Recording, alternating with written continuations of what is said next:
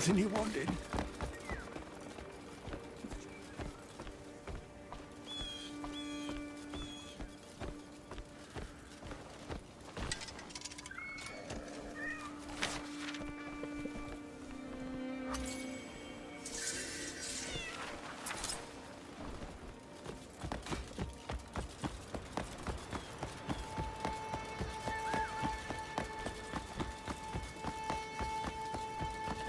We're a friendly group here.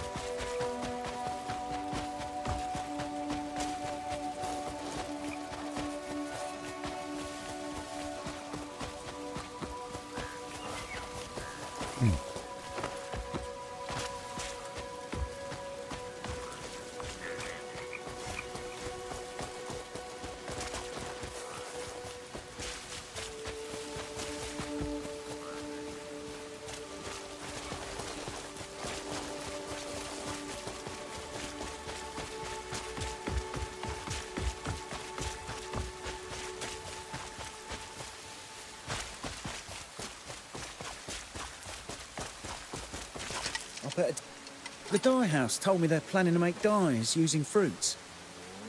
That's why they've asked me to send them the most vibrant coloured ones. I've got them ready, but I've been busy getting things ready for the festival. If you don't mind, could you take them for me? I've picked out the most fresh fruits with beautiful colours for them.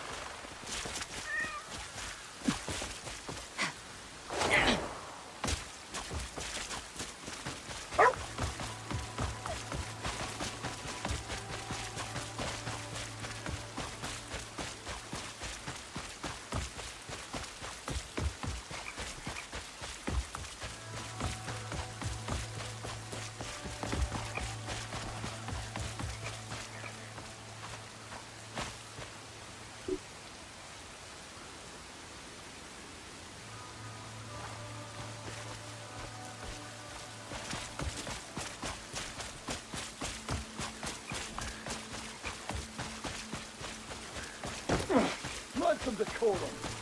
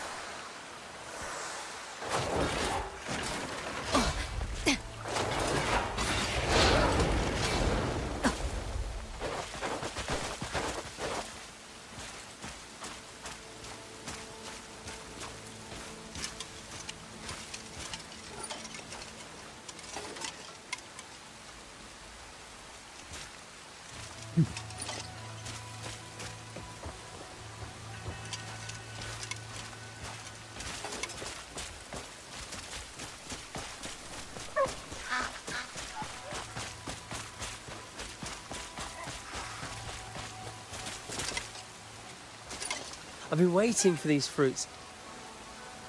Fruit's no good for dye most times. The colour fades too quick. Still, might be worth trying something new. Thank you for bringing them over.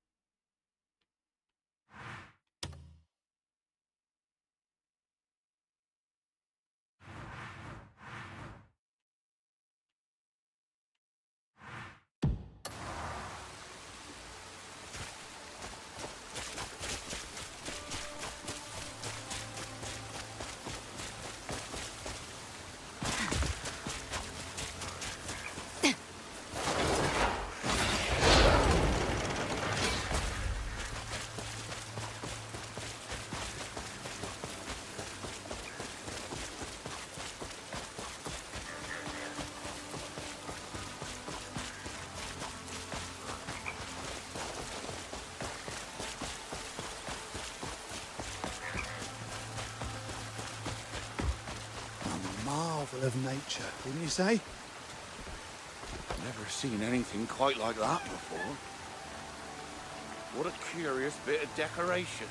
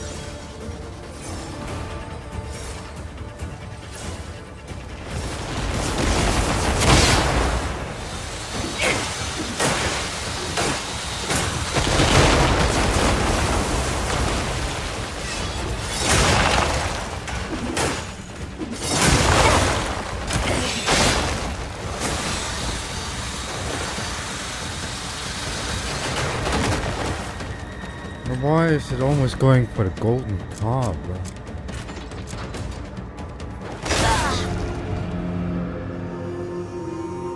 Are you hungry? Or you wanna eat your golden fish? No. Fucking idiot. That's the last thing I wanna eat.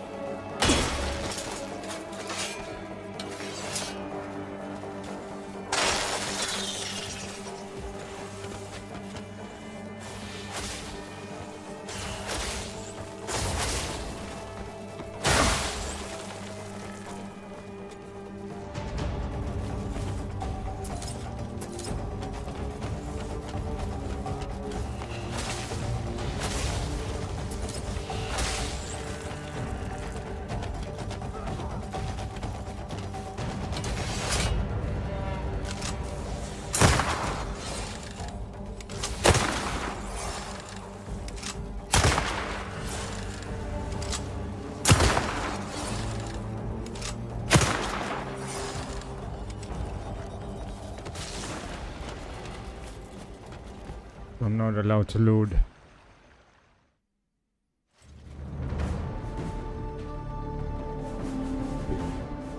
You should get a lot of contribution points. More than just one. Come on. I didn't get any contribution points.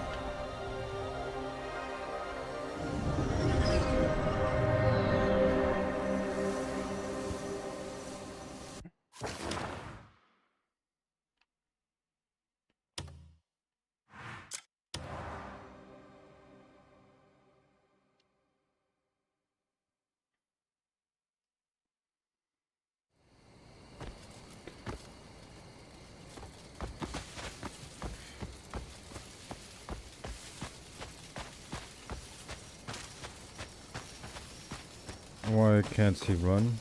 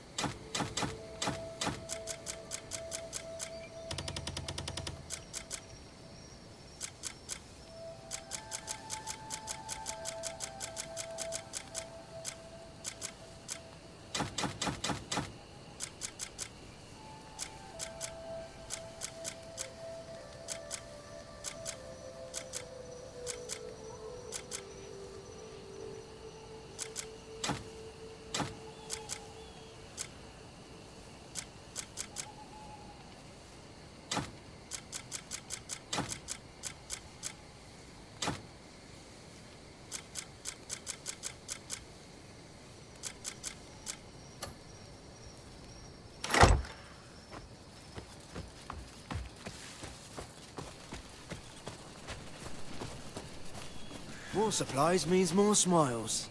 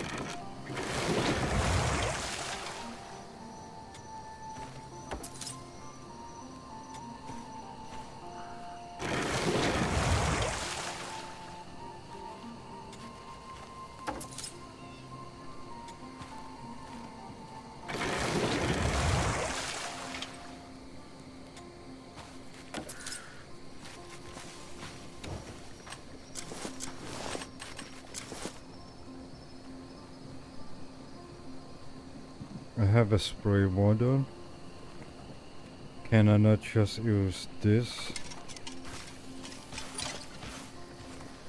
to get water?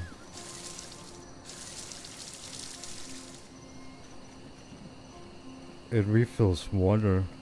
Why can I not use some of this to cook some meal?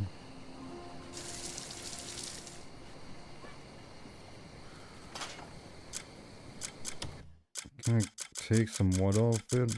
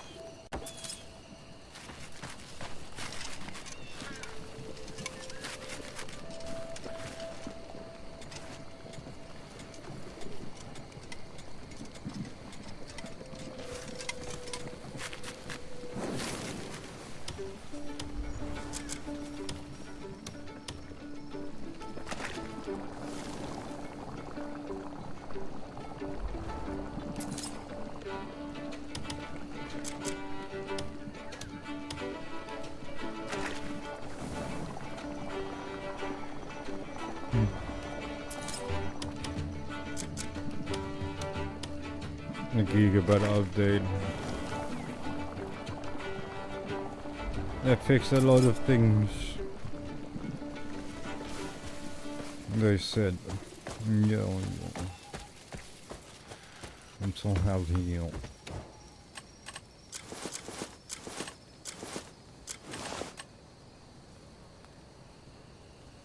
Why is it just gone again?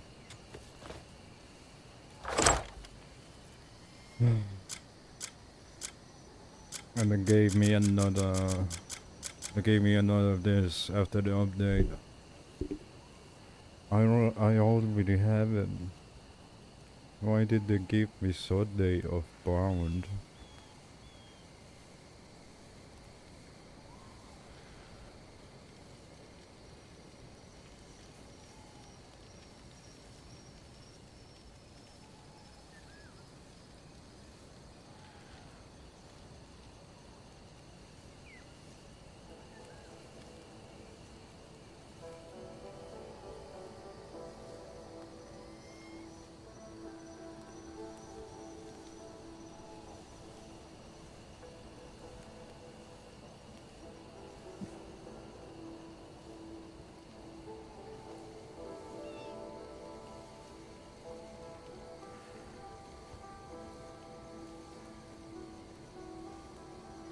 What?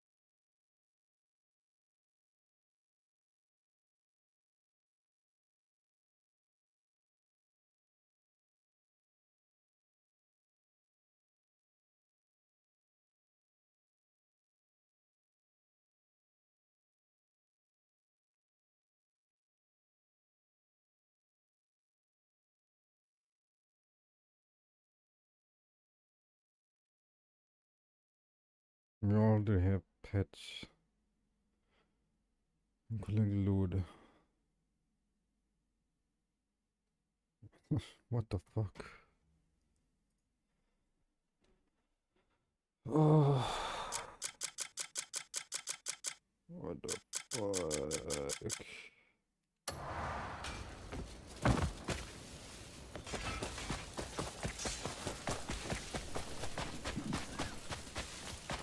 What draws a bird to nest by the tannery?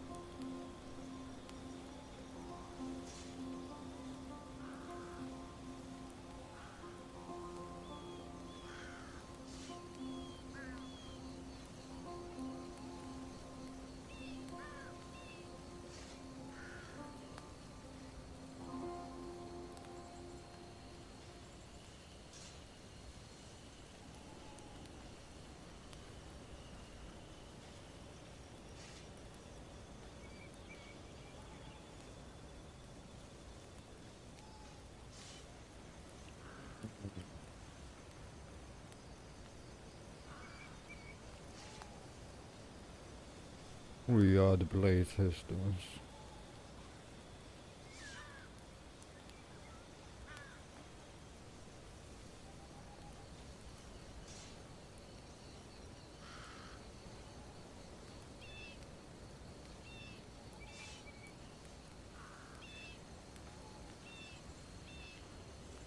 It's like hightail.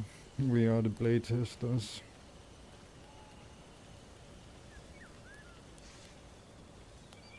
Oh my fucking god. Ay.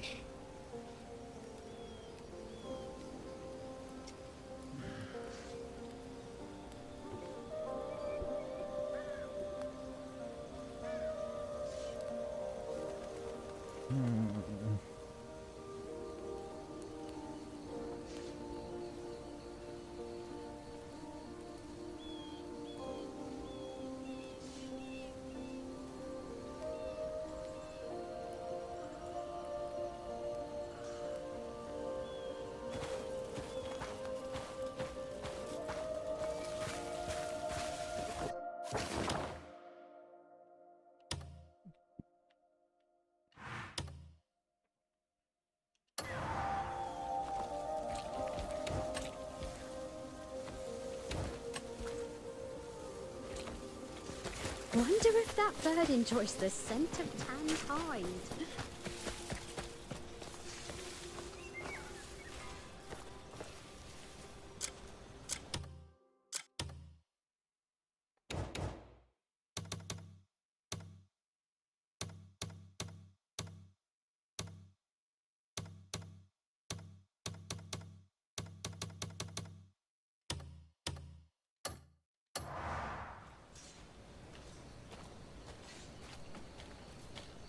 So blurry.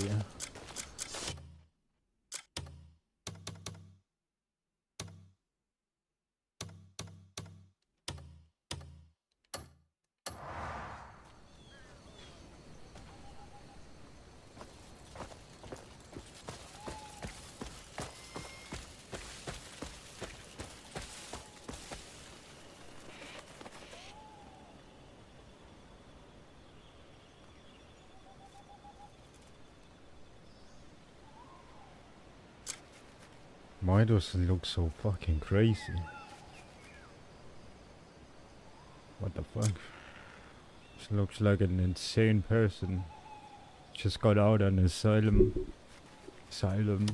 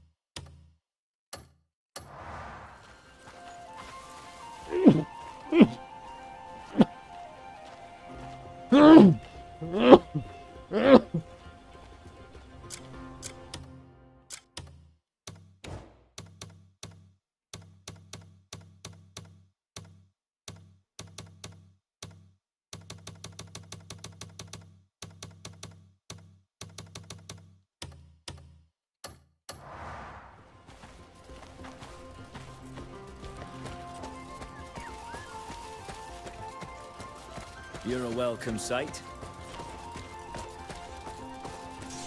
Do you mind? Could birds really find the smell of leather so pleasing?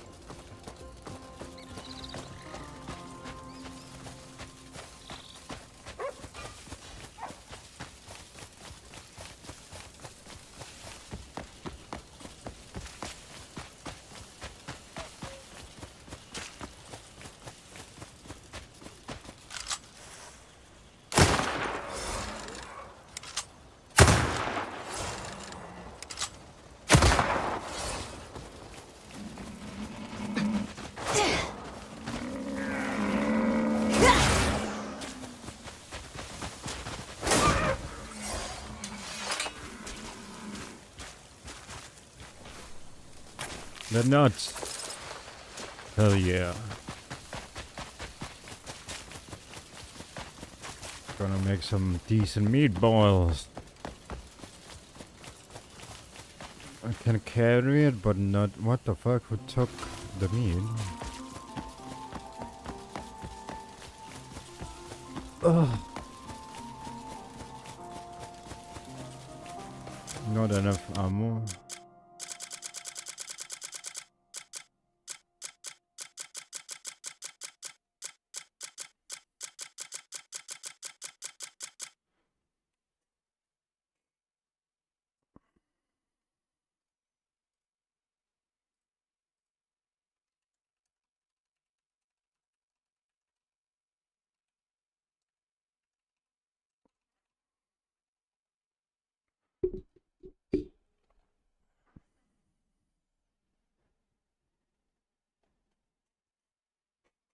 Magic rapiers.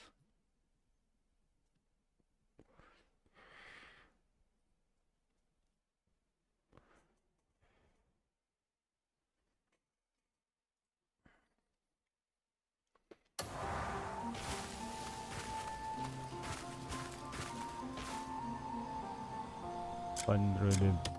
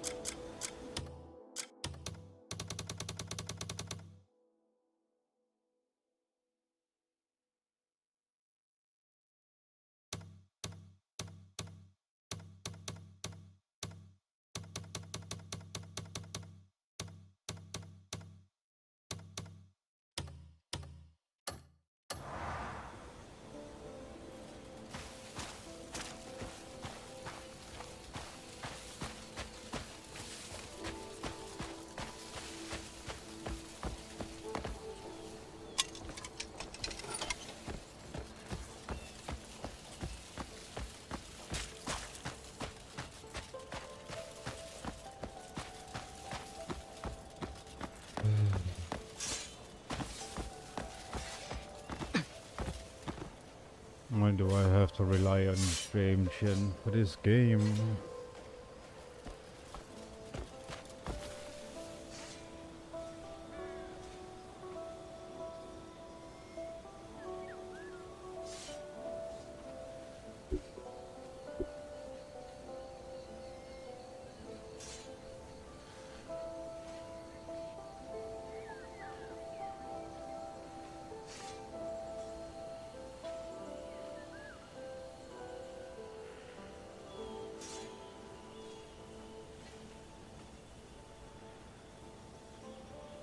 Crimson Desert is a 2026 title powered by the Black Space engine, and these are the game's minimum system requirements. PlayStation 2 vibe. I'm going to show you how to squeeze out the maximum FPS possible on low-end PCs. But before we begin, a quick word from today's sponsor.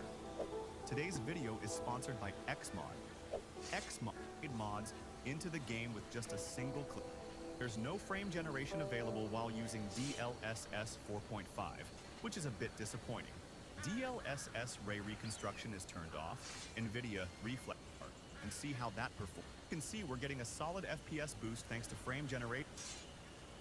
However, FSR feels a bit weird compared to DLSS. It doesn't feel as smooth, but at the end of the day, choosing between DLSS and FSR completely depends on your system specs and personal preference, so just go with whatever works best for you.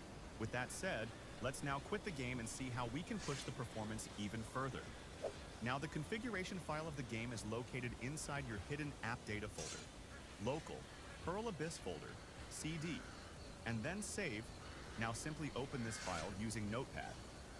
Now if you've been playing the game for a while and haven't changed much in the graphics settings, you might notice fewer variables inside the config file. For example, you may not Why see does it keep scrolling up and parameters. down? To fix this and unlock those parameters, just What the open fuck? the game, go to the graphics tab, set the preset to minimum, and apply it. After that, switch it back to low and apply again. Once that's done, open the config file again. And now, you'll see the hidden resolution parameters. The good news is that the game allows custom resolutions, and you can apply them directly from here. I'm setting mine to 960 by 540 for maximum performance. And that's it, there's nothing else to change here. So after that, simply save the file, and make sure to set the file attributes to read only. And now let's move on to the second and final set of tweaks. For further mod-based mod from the video description, make sure you prefer. I'm going with the launch the game. You'll immediately notice that the custom resolution is working perfectly. You'll immediately notice that the custom resolution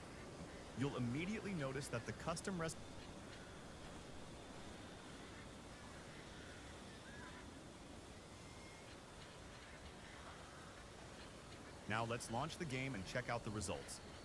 And once you launch the game, you'll immediately notice that the custom resolution is working perfectly. Now, to enable the mod, simply press the tilde key on your keyboard, and as soon as you do that, you'll see that the shadows and fog are completely removed. Now don't expect a massive FPS boost since this is just a reshade-based tweak, but you can still gain around 10 to 12 extra frames per second, which definitely helps on low-end systems. And if this still isn't enough for you, don't worry.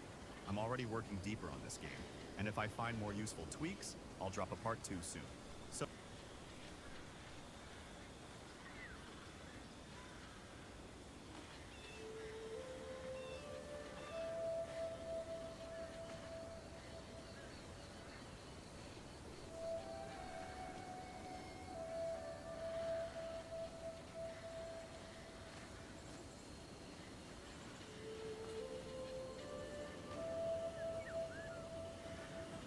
turn this into this.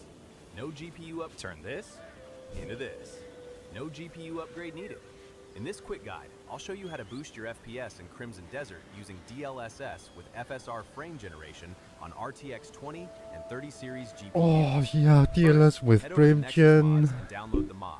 You'll need to log in to be able to download it. Next, need to go log Steam, in? Right-click on Crimson Ugh. Desert, go to Manage. They and want click my Browse fucking Local email. Files. Once the folder opens, go into the bin 64 folder. Ben? Now extract Ben. the downloaded mod file and simply copy and paste them into the bin 64 folder. If the files are there, you're good to go.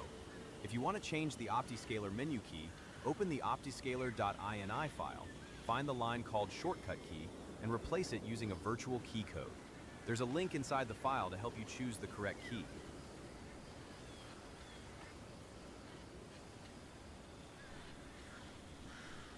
F1.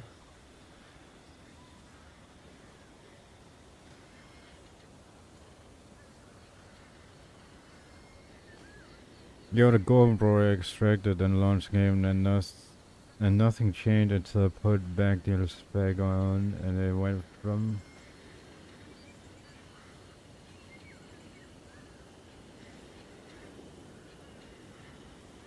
I will try this because Jesus Christ.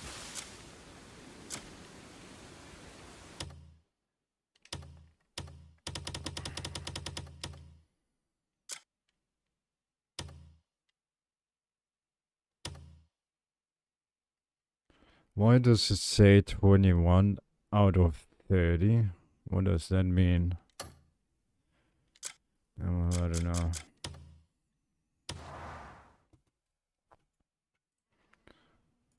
Hopefully I don't get hacked.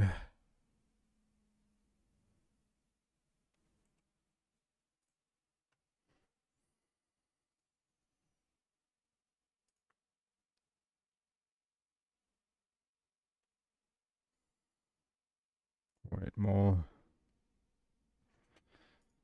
I have tried Nexus mod, so I do think. Oh fuck! Got your password.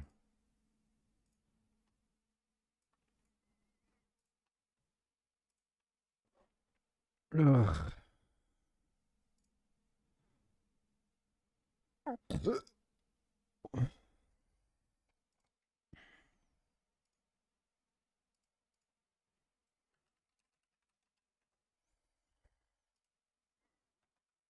It's an other case. Oh my god.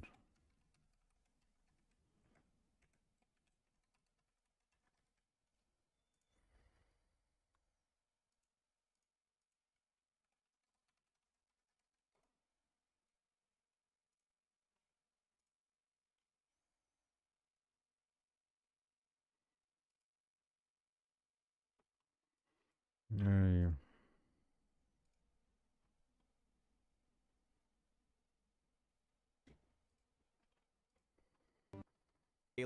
You're good to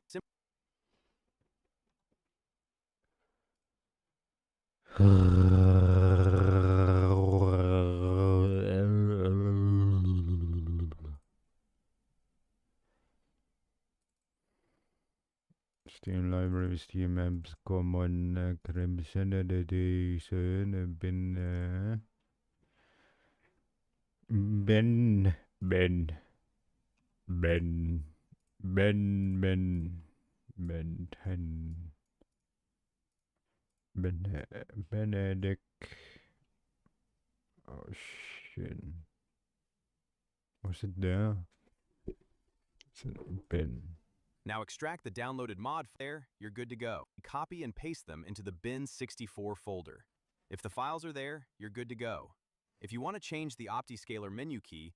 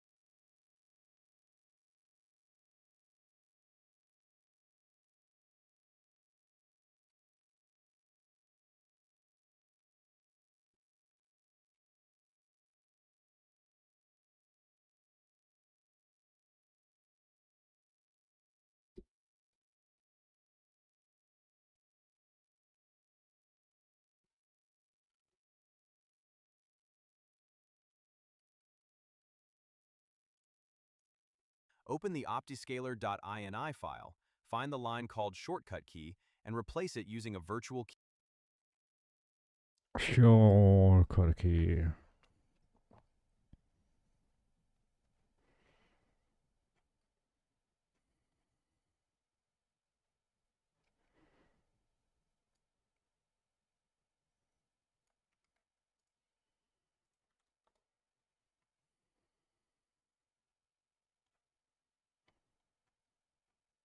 So they used F1.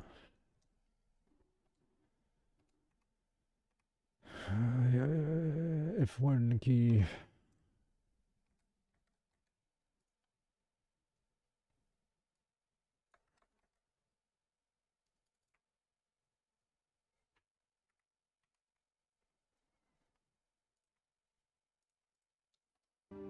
When the game launches. With an upscaling option selected.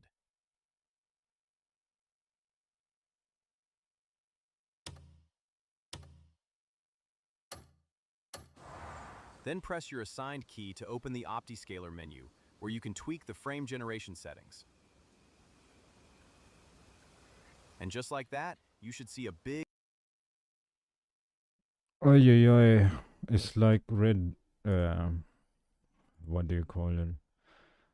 Resident Evil already has that, and on default, you can use DLSS and frame gen from FSR.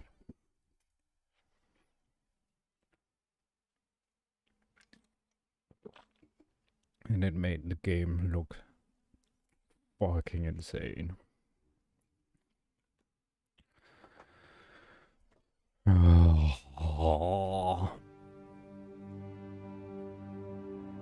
Oh yeah, it's flickering.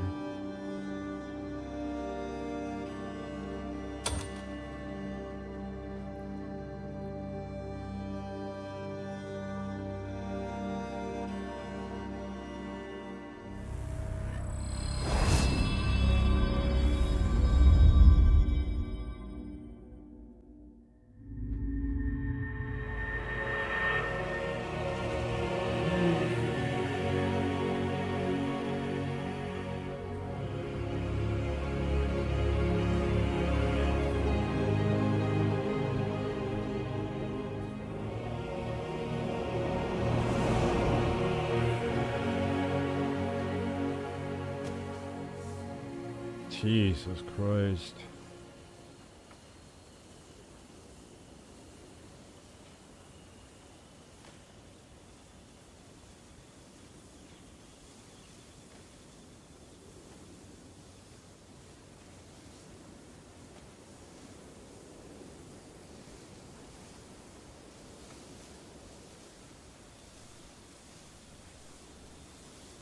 Holy shit.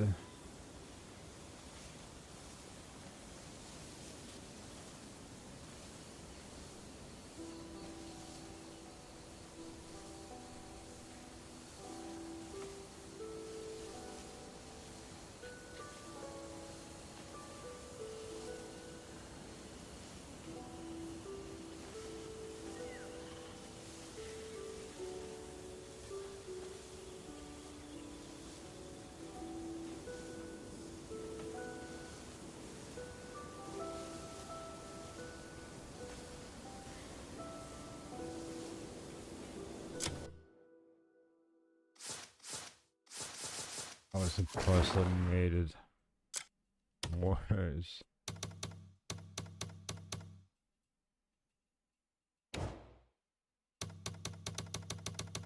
What?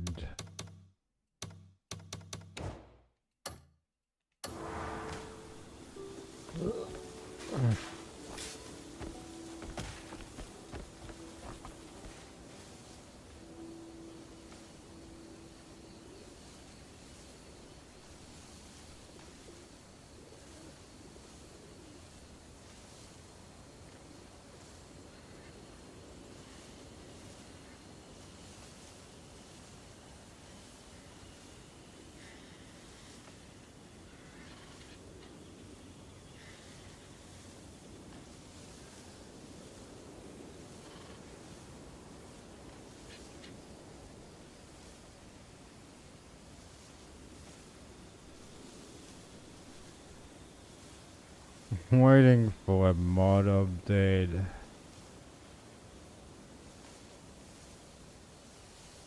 Oh.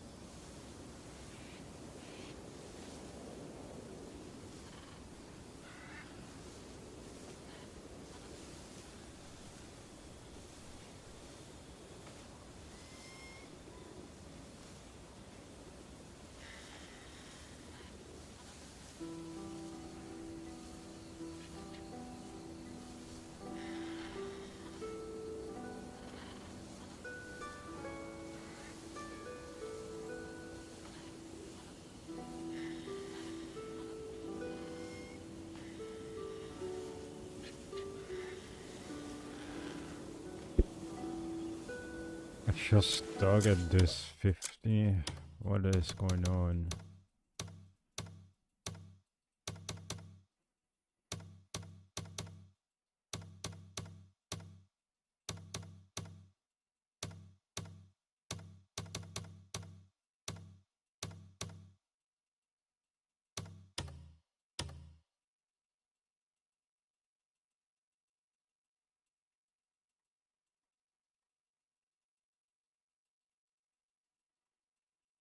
Is my PC gonna explode? My God.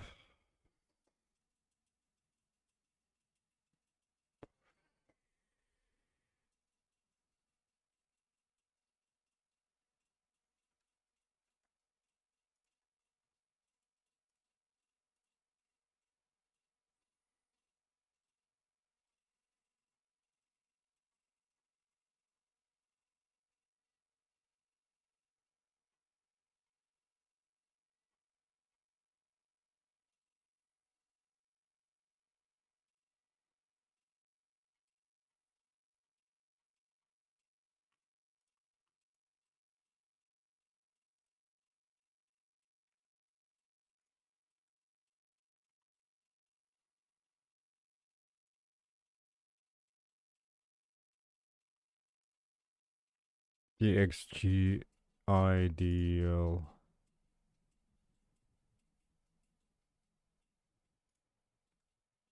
and OptiScaler gone.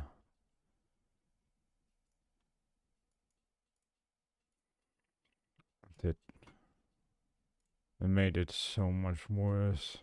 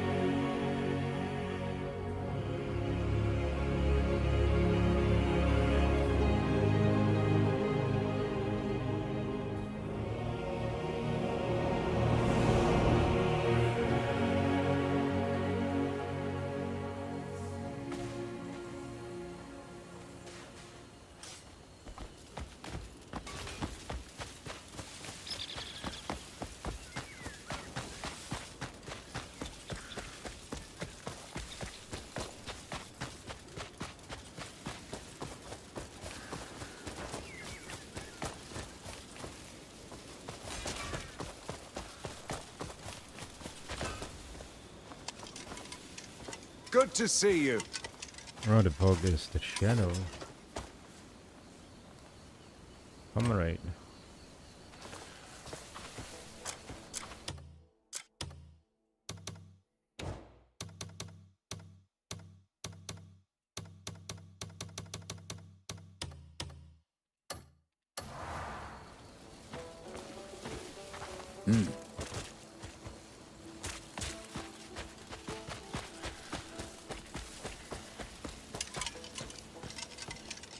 Oh, there's a little bit shadow.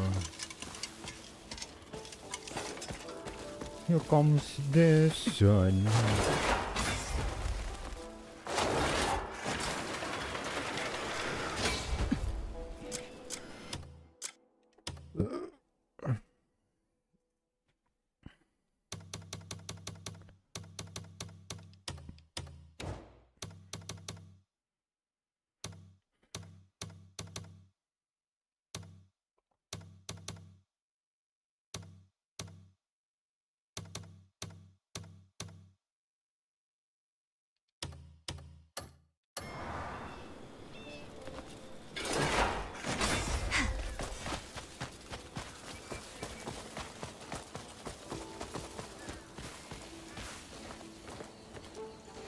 Yes, the sun will have shadow.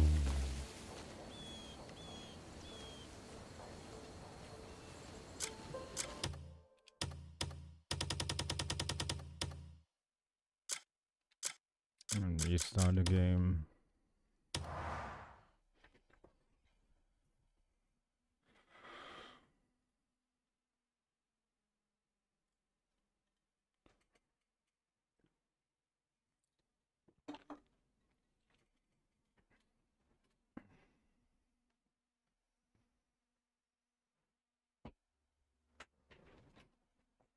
Ugh.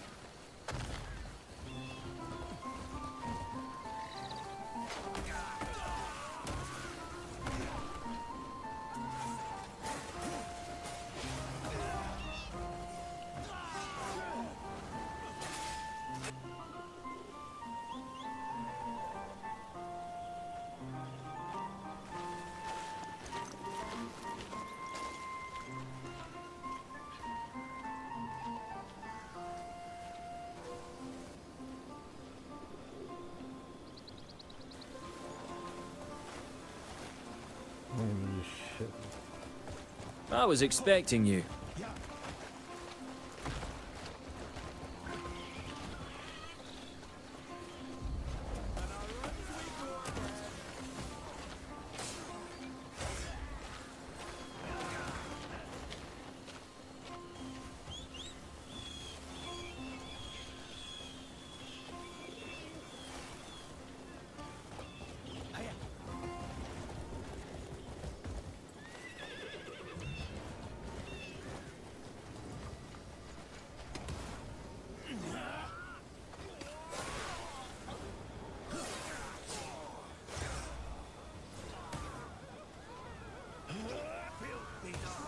I'm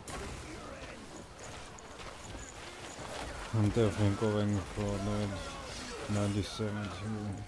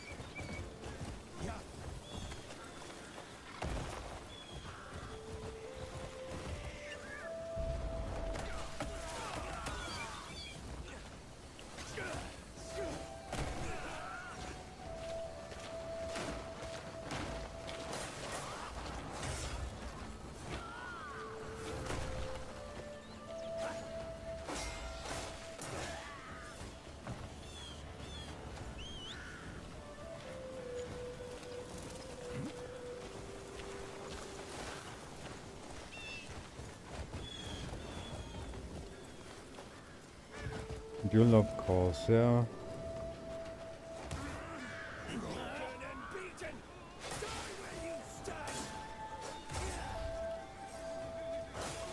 Just that it does it have enough of these? Can I zoom in?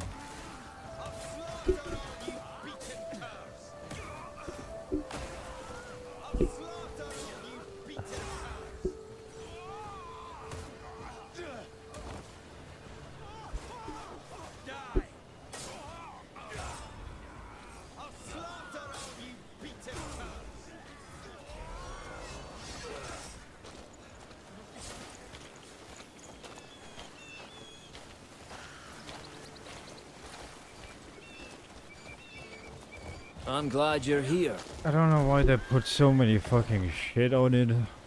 Like, look at this. So many fucking shit. You only need for the motherboard and the GPU. The motherboard has the fan plugs and the RGB plugs, but I'm not gonna use those. The motherboard does include the fan connectors. So why with all those shit? The only reason I'm looking at these is because of the GPU requires 3 8-pin and the CPU require like the 2 4-pin. It's not like, you know, you can still just use one 4-pin, but I want to use, you know.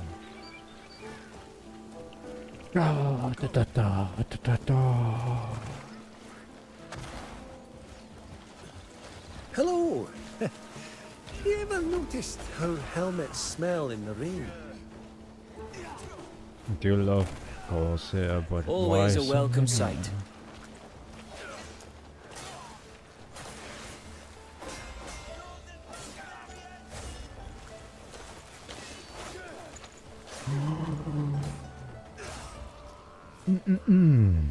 That looks like something I want to use. Never mind. 2 of them are for the CPU, then I can only use one for the GPU.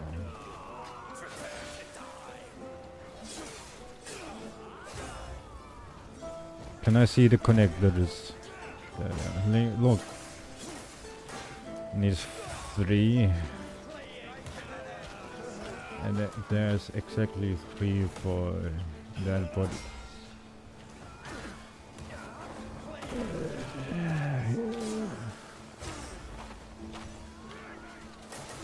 I need to showcase better pictures. That is not elegant.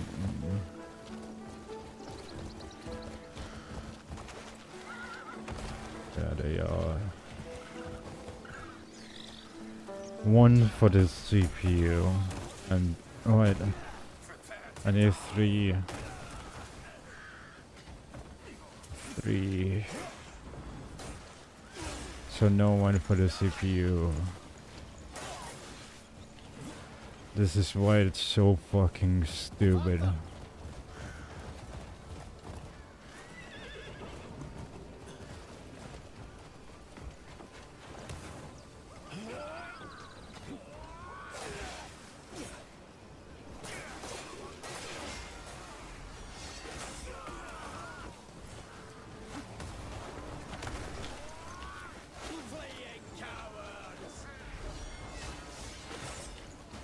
Ah, that's you. Now I was just that thinking about birds. is a little crazy.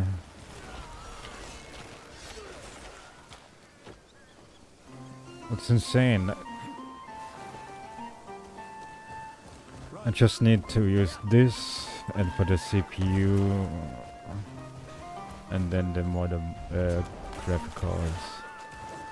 I'm only gonna use this and maybe 2 of these or just 1 and then 3 of these. Why put all of these there, dude?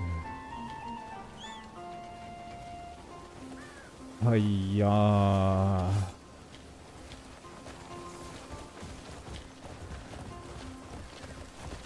I was expecting you.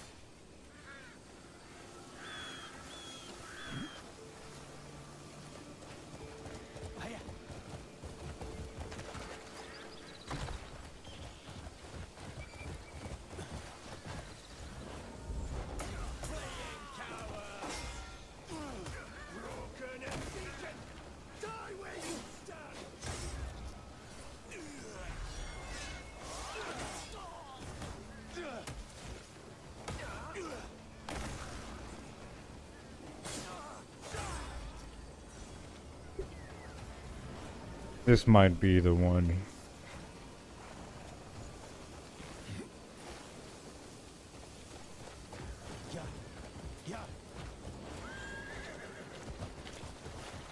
It's good to have you here. I just feel like all of these 4 are for the GPU.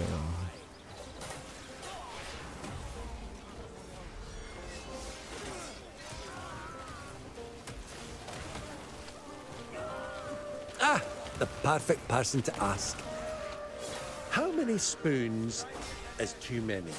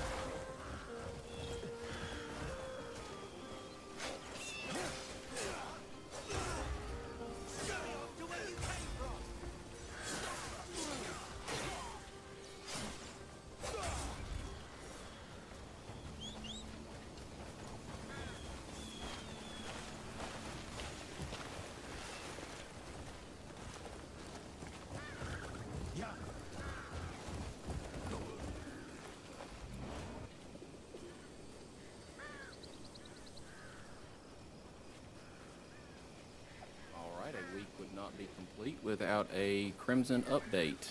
So we have Crimson Desert here from Pearl Abyss. This is the 1.06.00 update released on the 11th, which is today. So I'm right here at medium. We don't have any FSR on.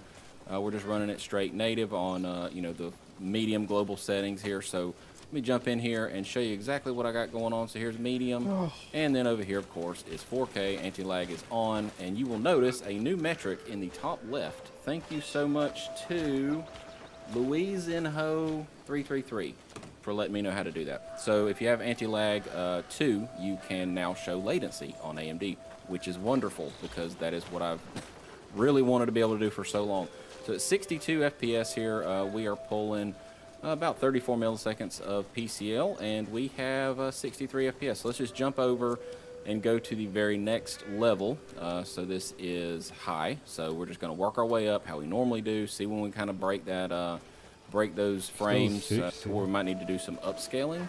But right here we're at 60 FPS. Dropped a few. These layers of you know, global presets really don't do a whole lot until you get to that cinematic. As you can see, we're right here, just right around 60. We're losing a couple frames, maybe about 5 between each different setting here. And of course, this is you know, Hernan's a little bit tougher to run, so I'm going to run around here for a little bit. But yeah, we are still about 57 FPS. So you know, even on straight native, which does not look as good as FSR native. I think FSR native looks better. You're going to lose some frames, but it's worth it, especially whenever you go to do some upscaling, and it's just a bit sharper. So let's go ahead and see worst case scenario here at 4K. If you are interested in 1440p, just hang on. I'll test it all at the end of this video as well.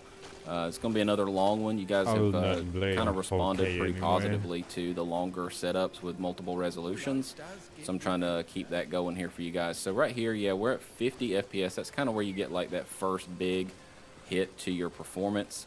And overall, you know, once you activate that FSR, it's going to cost you a little bit, but then you'll gain it right back once you go to that quality setting. So right here, let's just go to worst case scenario land. Let's go up to max lighting. Let's go ahead and apply that. So change here, you're at 70 milliseconds of better. Once we activate, this is to run all this just collapse for sure to run 14 of these. Bring it back. It's good to have you here. Goes from where we fall apart at. Okay. Response gives. So I saw a little camp over here, so let's go ahead and see if we can pick on them. But yeah, we still have you know, mid 60s here, so it's still really good. Go ahead and let's see. Let's jump over here and bring it down to 1440. All right, so we have that. My metrics are going to get a little bit bigger, but that's okay. I'll leave them there. Turn this off. I'm going to get all this set up here. Turn that off. Let's go back to graphics. Let's go to I'm thinking of ways to use my shield as a grill. For max lighting. 16 days left. Over to native here, so off completely. Let's just get a baseline here for what we can expect. And just kind of run through it again. You know, I mean, you guys said that you like these longer videos. I'm trying to just give you as much information as I can. Water still looks pretty bad, even at native. But yeah, we are still pulling 90 FPS here without max lighting. 1440p is, you know, this card sits in a weird spot. It's a monster at 1440p, probably overkill. But it can do 4K very well with, you know, some upscaling and some tweaks that we've seen. But overall, you know, this remains to be just one of the best value cards you can get right now. It's largely not changed in price all that much, which is something that a lot of other cards can't really say. So, I just grabbed the crosshair for mine. I haven't tried it yet. Piss me off. There we go. All right, yeah, so we have 94 FPS here. So let's go ahead and kick that max lighting on. Come over here and do that now. So let's see if we stay over 60. That would be wonderful. No, we don't. That's okay. So that was quickly addressed. Yeah, so we're at 53 FPS with max lighting. No FSR, though. So, you know, we're just going to see what it takes to get to a playable experience at 1440. You know, give you all the information you can. That you came here for. So, yeah, so we are at 55, 57 FPS, all right? So still not quite where we want to be. It looks like something that is not but meant. First, I just want to see how bad it can get with this ray regeneration turned on. So we have that enabled. We have max lighting. So everything's topped out, all right? So worst case scenario, 36 FPS at 1440. You know, let's let those 1% lows catch up. You know, like I said, I like to have a wide polling time for the 1% lows because I want them to be a little bit more accurate over time and not just instant, you know. So pulling about 20 FPS or so here. Still low latency, though. 50 milliseconds is fine, especially for a controller, which is how I typically play a game like this. But yeah, we have 36 FPS. All right, let's go ahead and kick that FSR on and kind of work our way back. Yeah, that's what I was as we have thinking done about. before. How So we're many going to go spoons upscaling is too native, many? of course, no frame gen, and bring it back over to just that normal cinematic, you know, so cinematic, no max lighting. Let's just see where we're at here. All right, so make sure I've done all this correctly. That way you guys can keep me honest. It's I wanna again make the sure that I'm showing same. you guys everything, There's not in a enough. way you can digest it, not just fly through it like you see some people do. Maybe All right, this yeah, is so for we're the at, CPU, then 82 this FPS, is for. frame, not frame Actually, I generation. like Frame this generation one is a off, lot. but FSR native. I mean, look at this.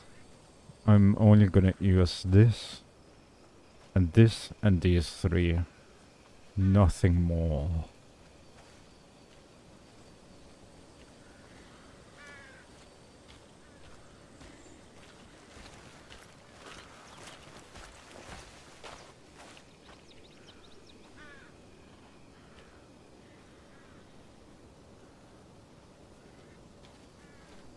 Welcome back, Tech Friends. My name's Gareth. This is Tech Check. Today we're checking out this RM1000E 1000 watt power supply from Corsair. It's their 2025 version. And we're Always a going to welcome an unboxing. sight. We're going to go through the actual unit itself, all the cables that it comes with, and connecting them. Talk about some of the features and the benefits, and then pose the question: is it actually worth it? Let's I find out. believe So you've so. just been out, you've just purchased your I don't new want a 40 fucking series or 50 RGB, series so- graphics cards. and I'm It's not got the using new SATA. 12 volt high power cable, and you want to get rid of that unsightly mess with the 2 or 3 8-pin connectors. Well, this PSU is going to do absolutely that. And as always, guys, Corsair didn't send this out. It's purchased with my hard-earned cash, just to make some content, give you an update on ATX 3.1 and Hard-earned PCIe cash. Gen 5.1 as well. So What are taking you a closer look at the outer fucking packaging, and you'll notice on the imbecile? outside of the PSU, it's sporting that Fucking mean white, hard-earned new look. cash. Ah, that's you. That I was just is thinking about hard-earned birds. cash. What the fuck?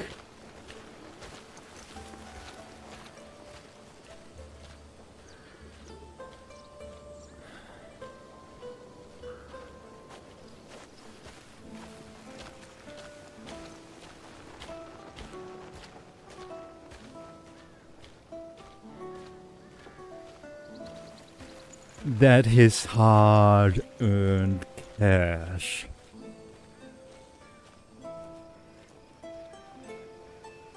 He must be doing something wrong if he thinks that his hard-earned cash, 1k Danish kroners, is like 130 USD. That's his hard-earned cash.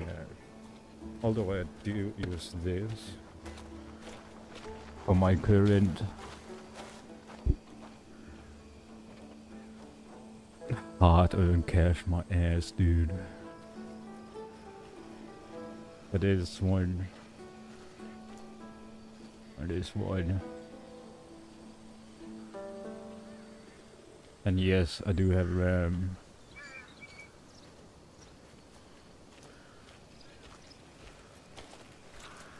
Hard-earned cash, my fucking butthole. Check on this one.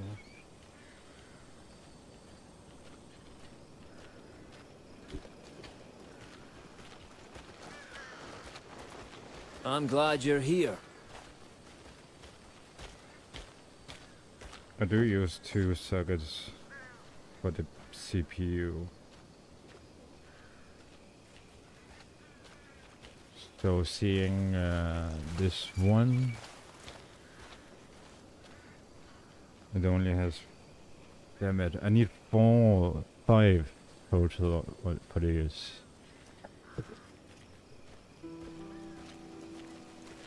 Good day. Do you have any biscuits on you?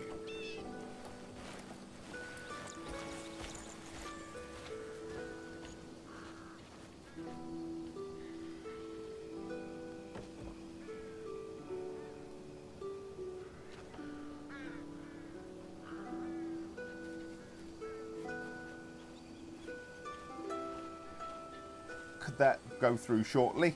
On this side, it gives us an indication that it's this to a point really capital it's 35 side or individually with this better time is go and wait cable as he's which as well and also our book they said it's good to have you here. Is not such a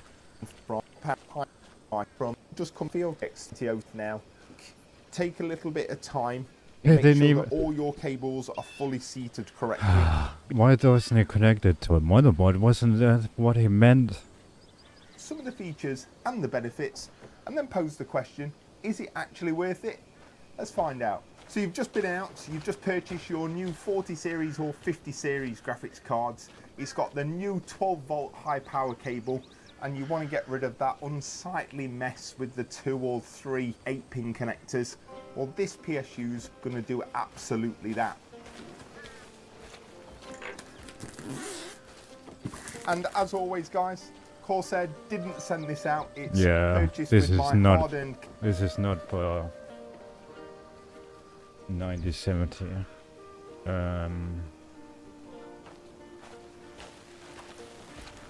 Oh shit.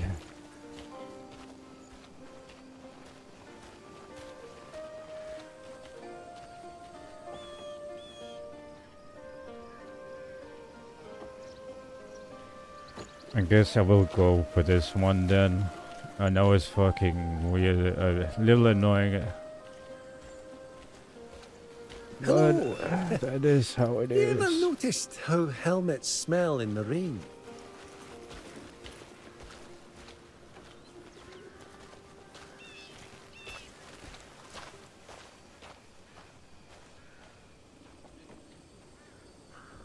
Oh.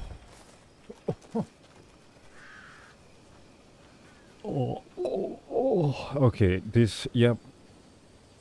I'm gonna use these 3 and these 2 and these. All the rest I'm not gonna use. For the motherboard, for the CPU, for the graphic card. I love that the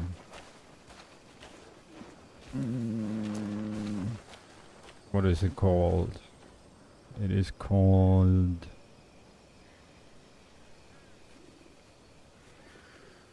Vice Managers? No.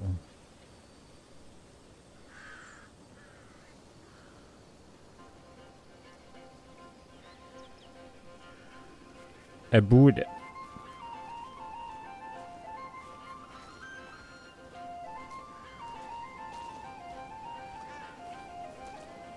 Always a welcome sight.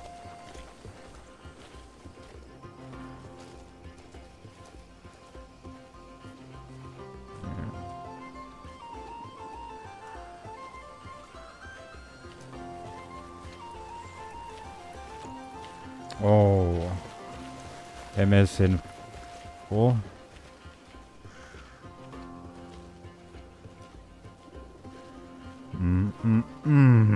This one, you don't need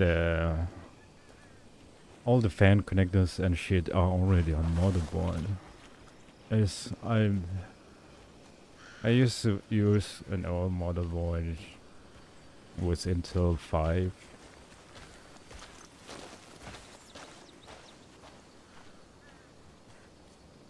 This one is so good, and it's cheap. It is affordable. Oh, hello. I'm thinking of ways to use my shield as a grill. It has 3 fucking M2 slots, which is insane, and I only use 2 of them.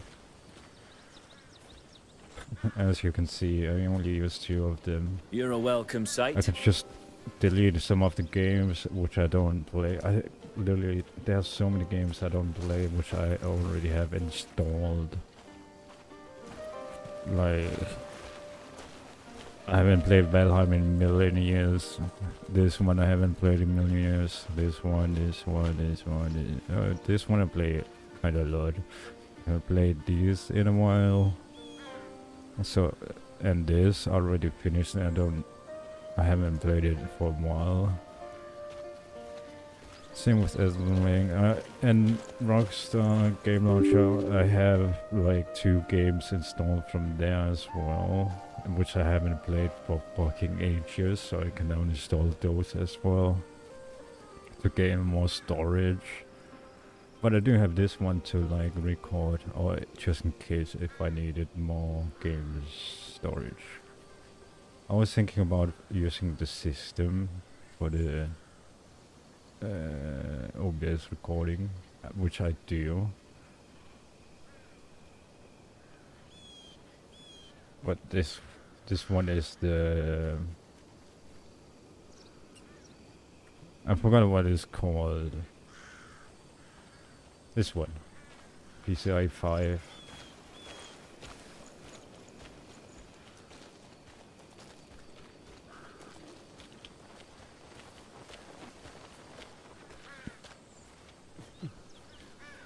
And you can have console recorder if you want, just in case it's there.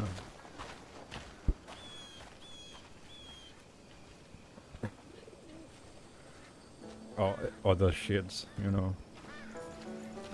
Ah, which I that's don't you. really know about. I was just thinking about birds. Also, this is insane. And it is so cheap. It is already AM5 ready. I am 9,000 AMD processors ready.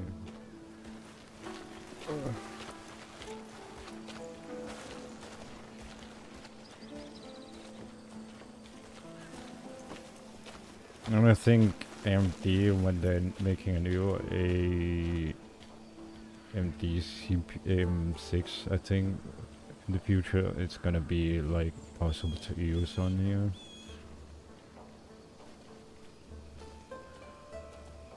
And it is so cheap. I'm glad you're here. I mean, it was cheap when I bought it. Also,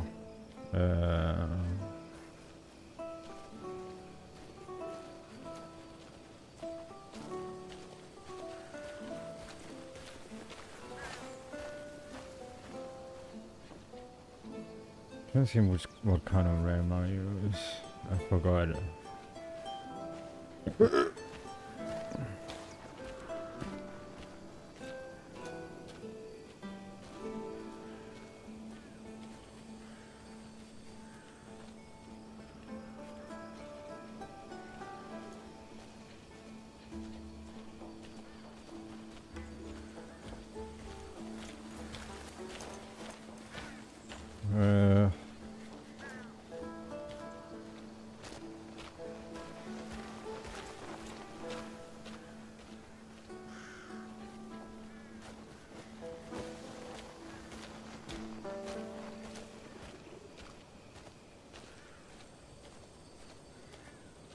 Look at this. The cost. Oh. I bought this when they're only 700. Hello. When it was only You 700. ever noticed how helmets smell in the Like rain? literally a week later.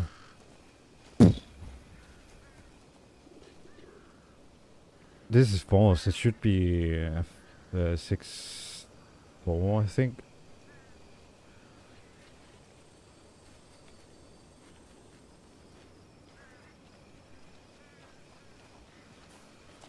I swear it was 6.4. Yeah. Yeah. 5. This one.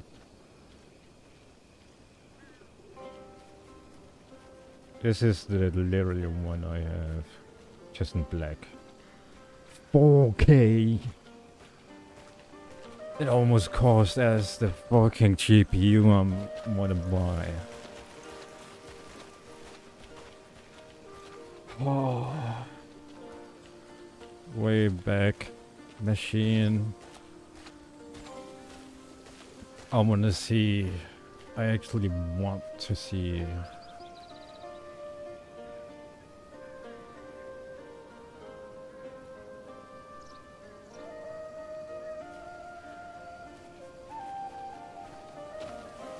No results. Oh, come on.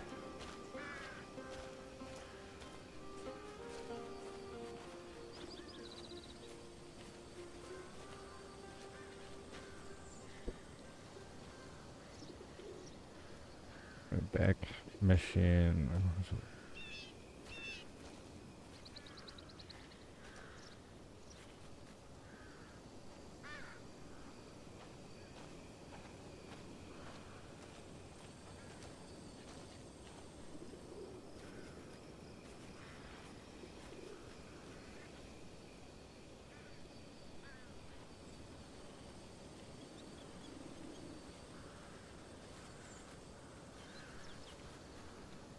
No shit.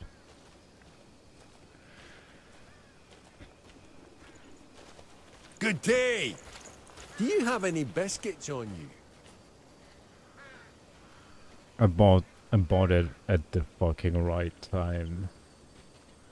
That is insane.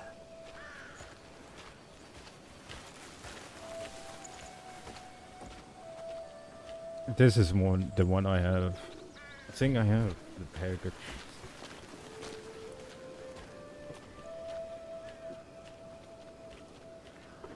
It's good to have you here.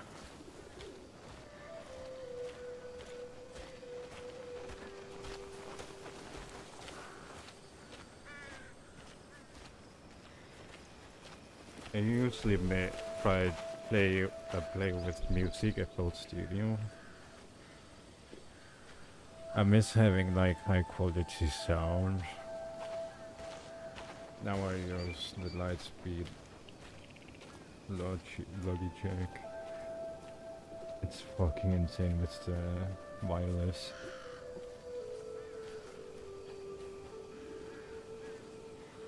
It was a game changer. Can't find my phone.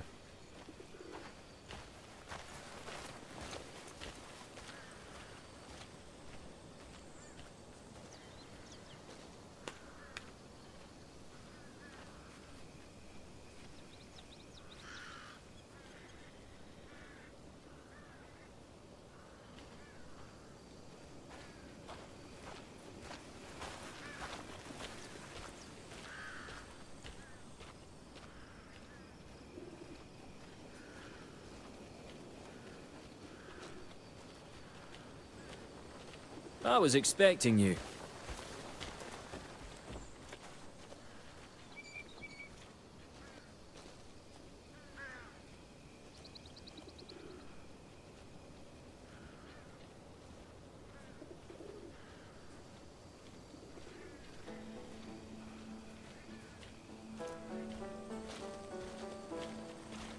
Ah, the perfect person to ask. How many spoons is too many?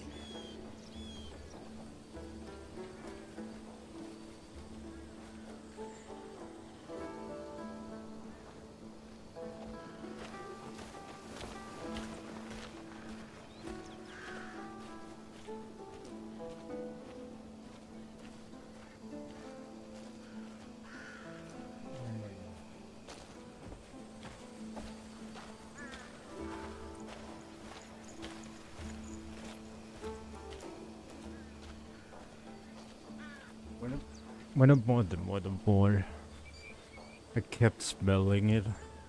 It smelled like new factory made. It smelled so fucking good.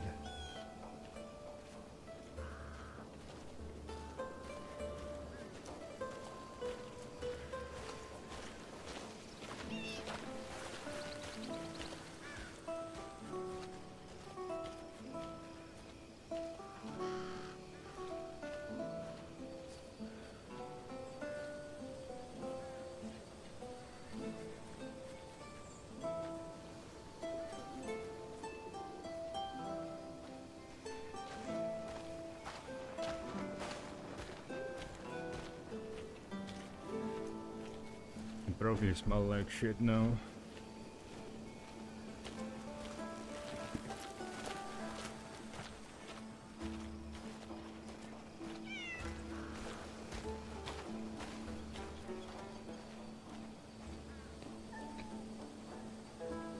Oh, I cannot wait.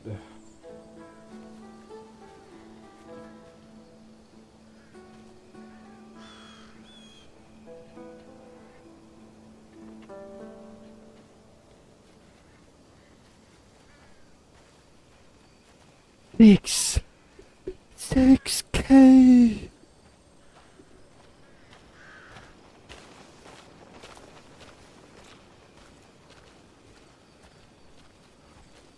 Oh, that's why. Hello. This is not the one You I ever have. noticed how helmets smell in the rain? Holy shit. I'm glad you're here.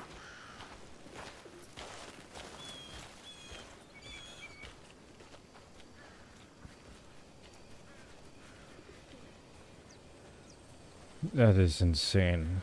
From 700 to 4K. Fucking 4K. 6K. What the fuck?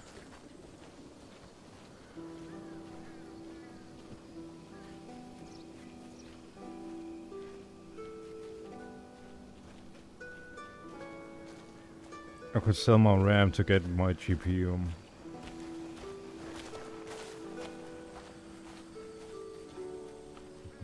But to be honest, I don't think anyone, any fucking one wanna buy 2 sticks of fucking RAM for 4K.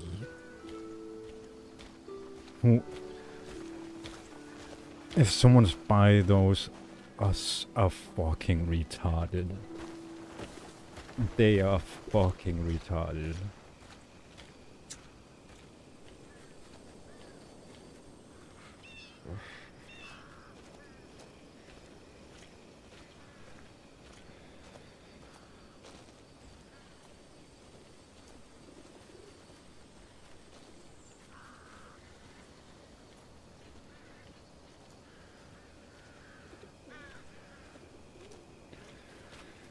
Oh yeah.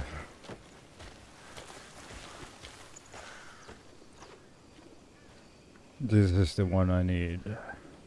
I'm gonna use 2 of these, 3 of these, and these 2 and nothing more.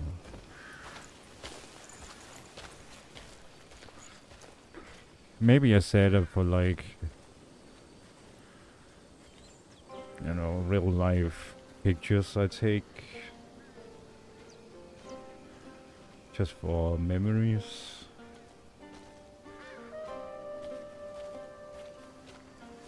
Ah, the perfect person to ask. How many spoons is too many?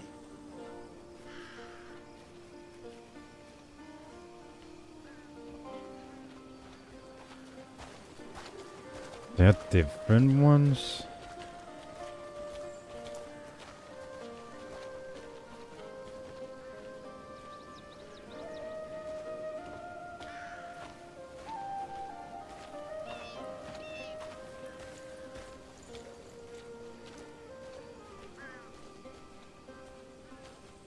Where's the space? Tech space.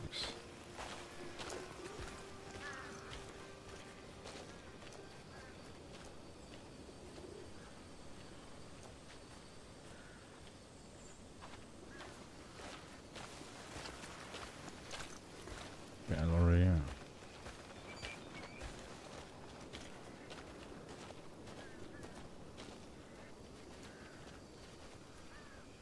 That is actually fine. I'm gonna use these 2, then these 3 for the GPU. That is actually not bad. It has fewer blocks. Ports. That's not bad.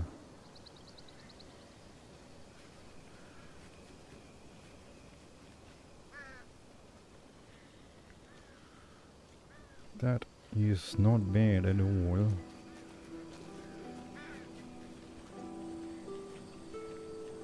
I might just go for this You're one. a welcome sight.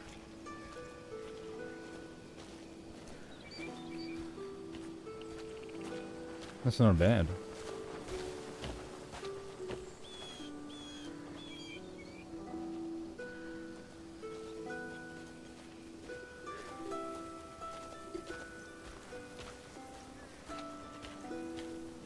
Even shows it right there.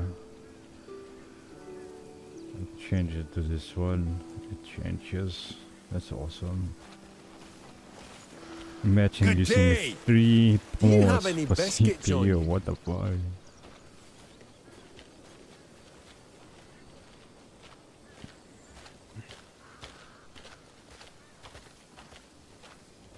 Here it is.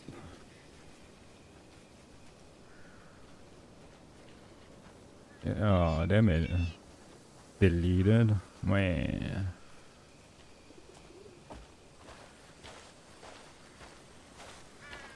Oh. What's going on?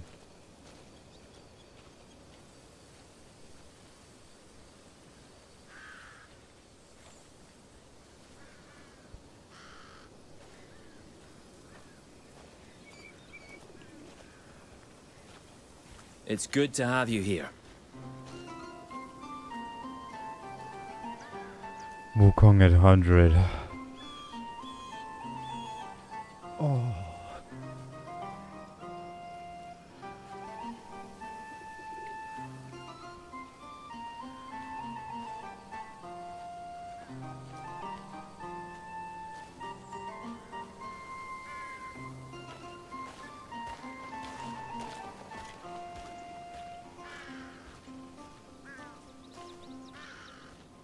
It's kind of really nice to like find out, you know, what's kind of shit I need to use.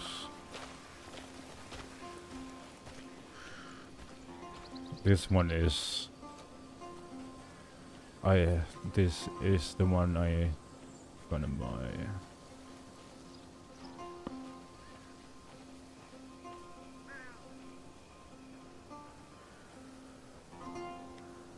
It is. I have so many PC. I mean, look at this.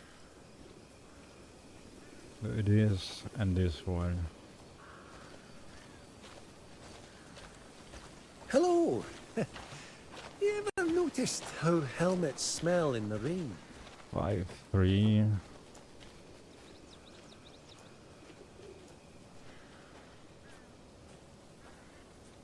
I try to find that Shiba.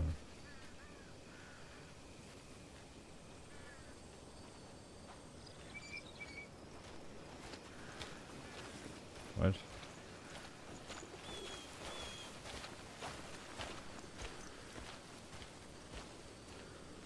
Oh, I don't like Amazon. AliExpress, hell no.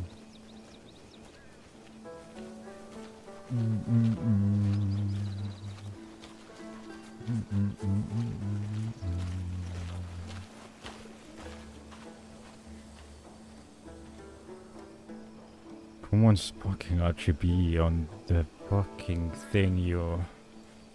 Oh yeah.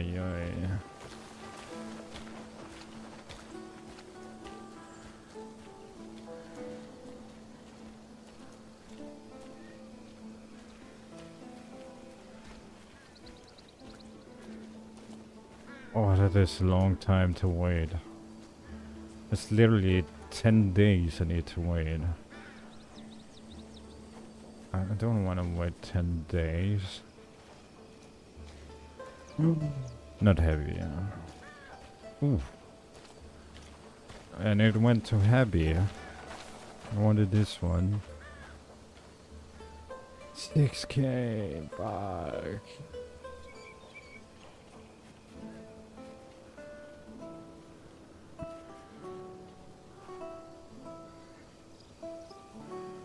Buy demo.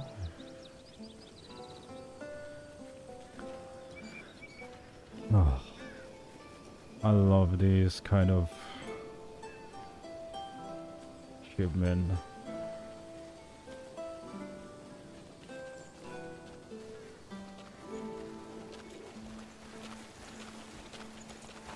Oh, hello.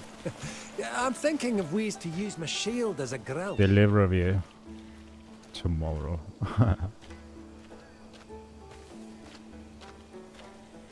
It's pretty expensive now. Jeez. Always a welcome sight. 3 connectors. And I need... wait.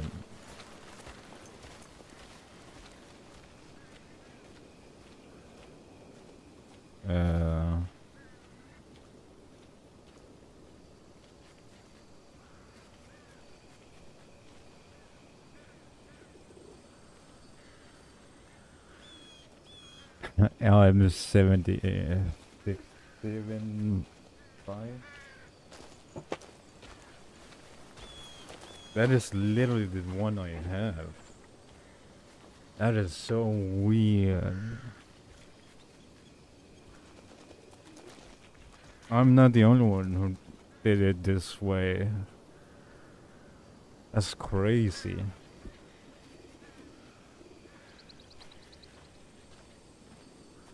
Lion Lee, I've heard they are pretty good.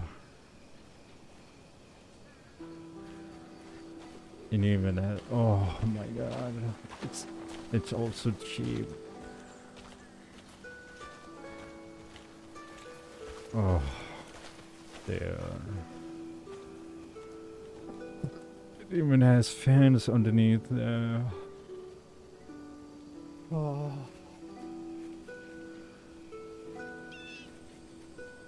I mean, this is the one.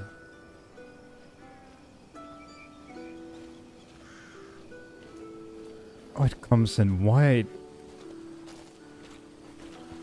I like black. Black is life.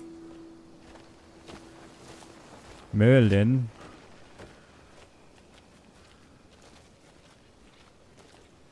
I want to see better Good day. pictures. Do you have any biscuits on you?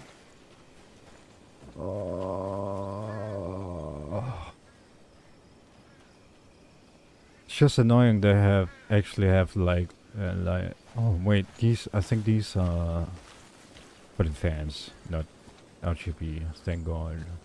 I hope it doesn't come with the RGB. I don't want that shit.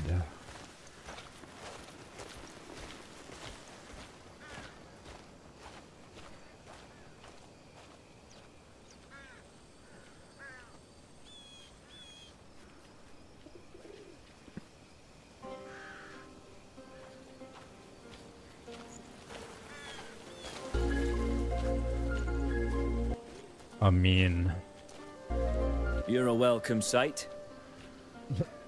just look at it. I have an exhaust fan. It is so fucking old. It's broken. It doesn't work. The only thing that using fans are the CPU cooler and the GPU fans. That's it. This is why it's getting hot in my room.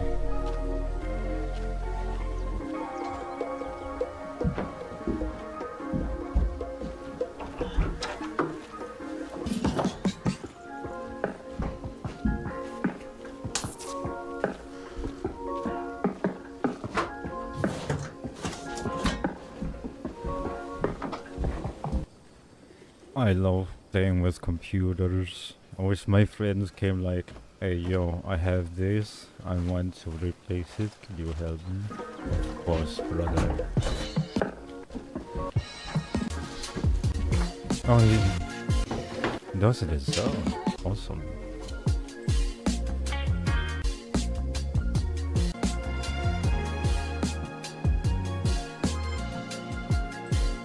Oh wait, fuck. Oh, hello. I'm thinking of ways to use my shield as a grill. Tough and blah blah blah. Cooling support radiator. 360. What is that? CPU. Oh, CPU cooler.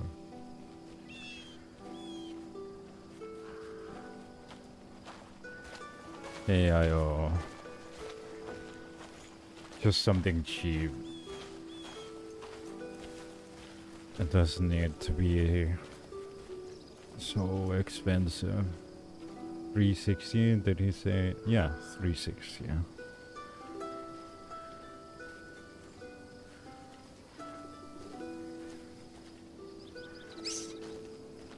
They're pretty cheap. Well, you That's don't show up for awesome. nothing. What's the story? I actually want this one, but not only to.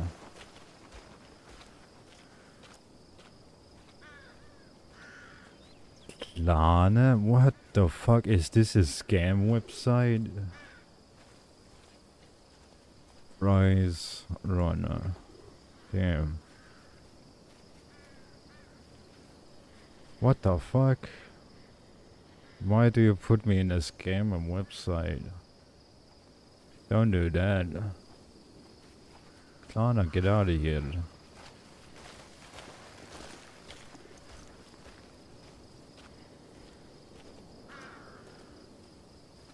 Look, whoa, what?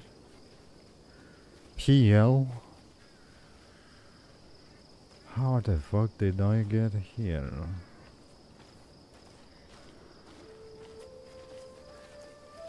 No, it's not a scam website, okay. Rise Runner.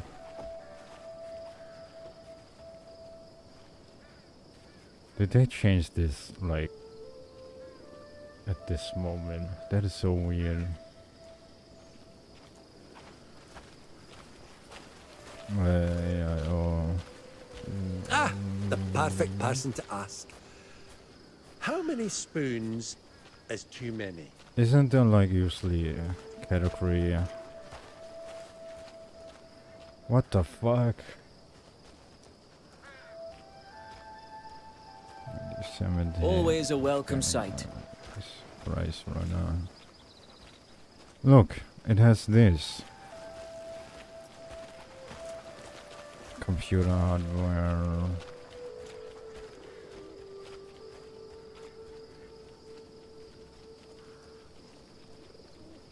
No, there it is. Thank you. Why does it say CL? That's so weird. This one looks amazing. This is actually the one I was looking at like a long time ago. And it's so fucking cheap. No,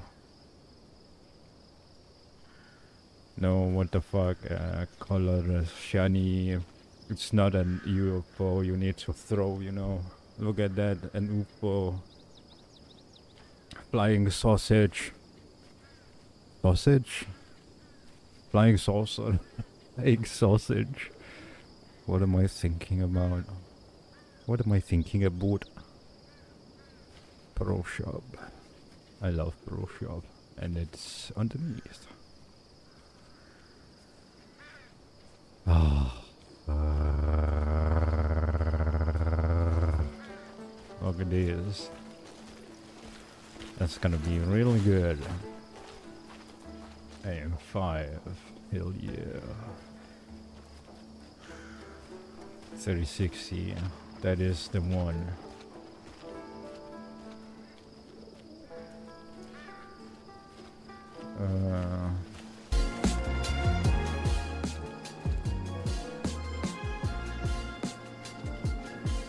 What? It has two hello. USB on Yeah, I'm top thinking of ways to use my and shield as a grill. USB-C.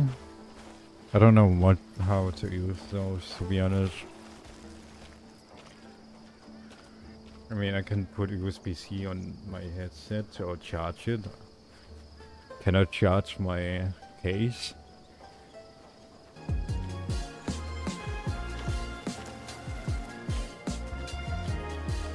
Oh.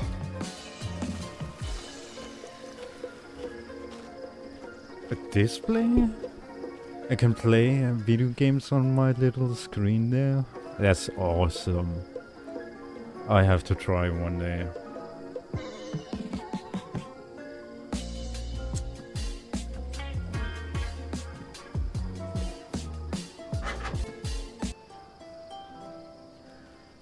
I've never seen that before.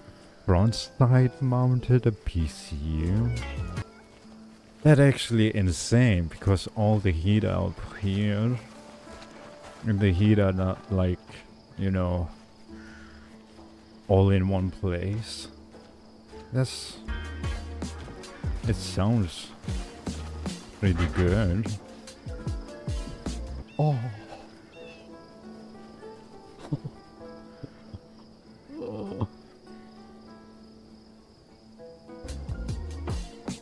Wait, PCU goes in, the GPU goes in?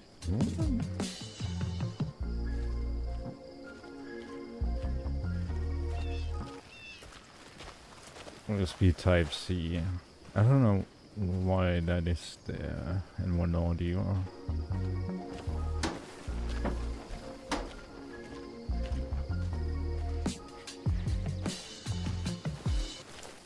Not bad. That is insane motherboard. Oh my god.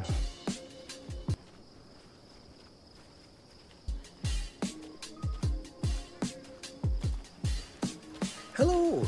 Have you ever noticed how helmets smell in the rain? That's awesome. What is the PVCU?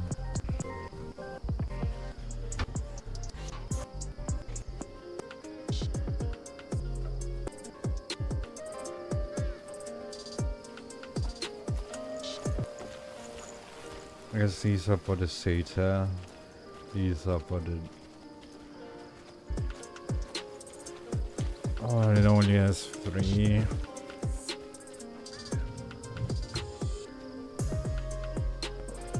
Oh, that's a little weird.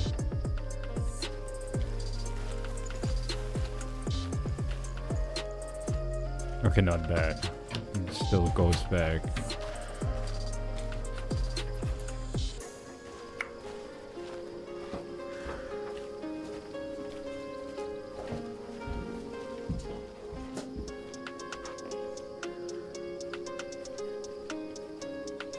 Dude looks high as fuck, holy shit. Dude is definitely high.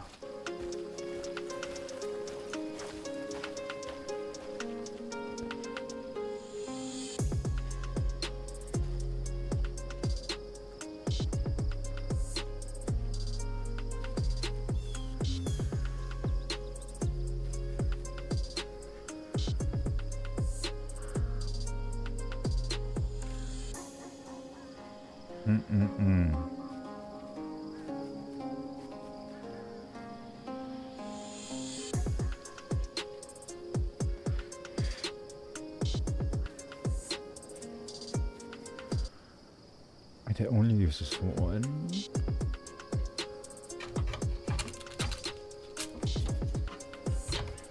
Oh, I hate that sound. Oh.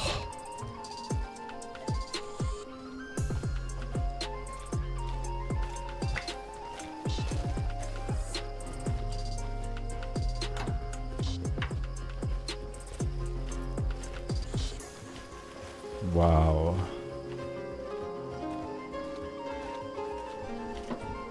No RGB. Oh.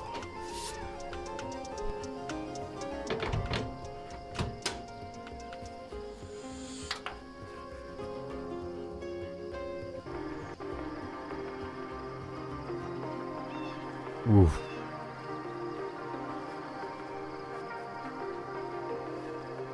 Also my GPU, it is... Oh.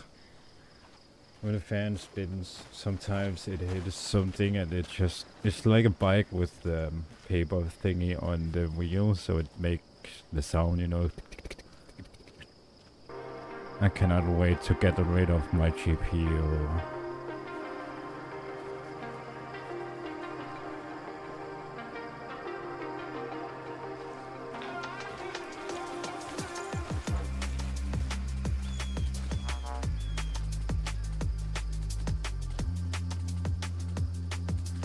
Oh.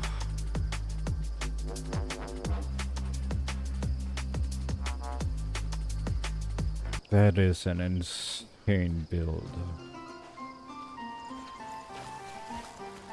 There's only 2 GB. That's okay. Oh. Not only cases are so good, and the motherboard. Are you insane, dude?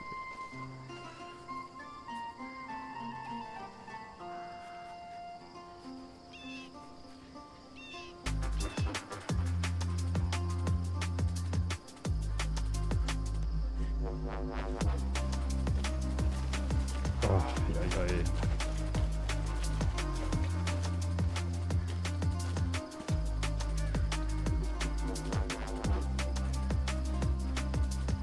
Oh.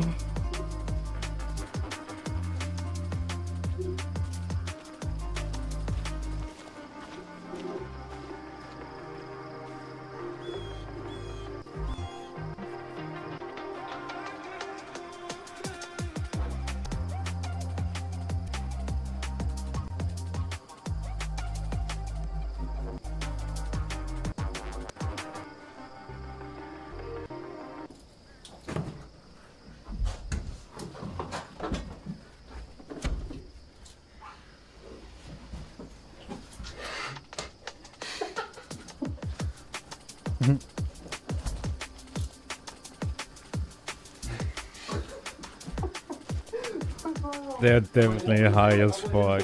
At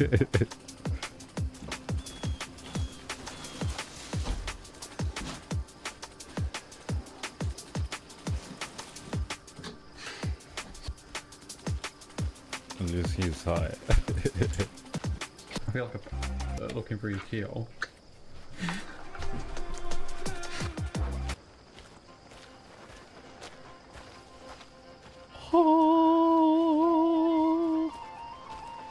A white that is tea button? No thanks.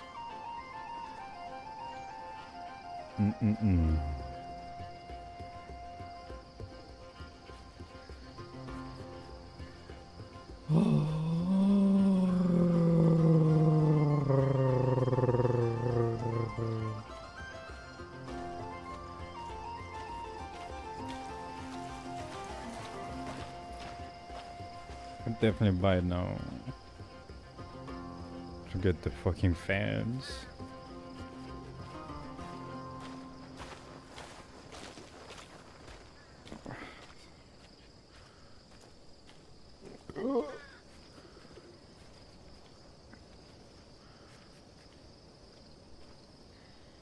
Oh yeah. I got all bookmarked. I don't want to get, I think I know they will definitely work on them, so that is super nice. Now I don't have to research. Researching is done.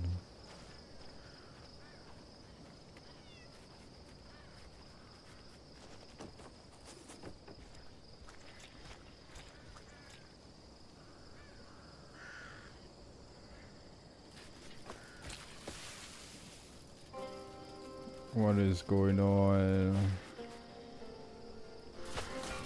Holy shit.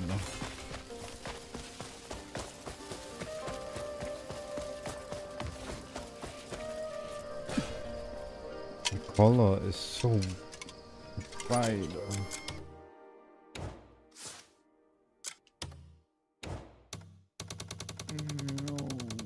Night tone mode. When activated, the overall color tone is muted and dark areas are displayed more brightly.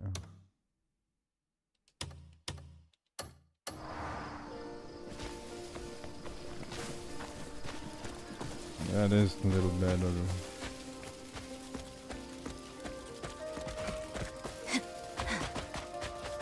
I wonder what these things throws.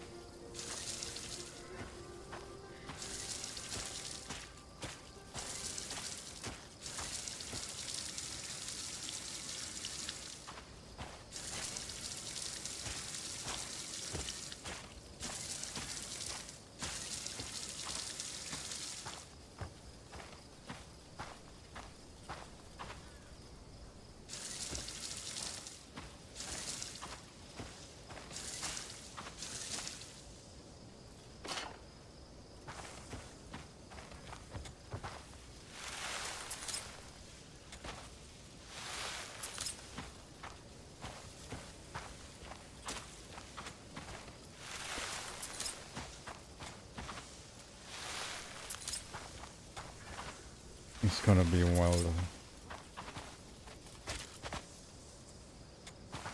Then after buying those, I have to save up a screen, 1440p screen.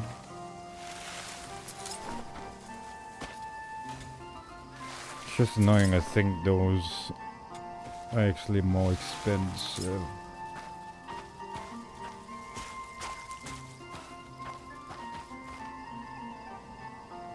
To check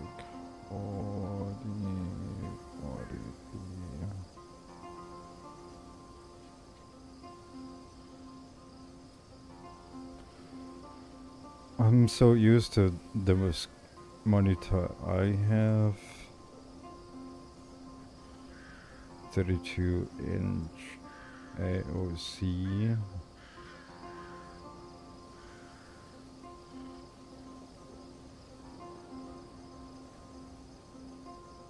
It's not ultra wide, but it's like curved. I'm so used to it.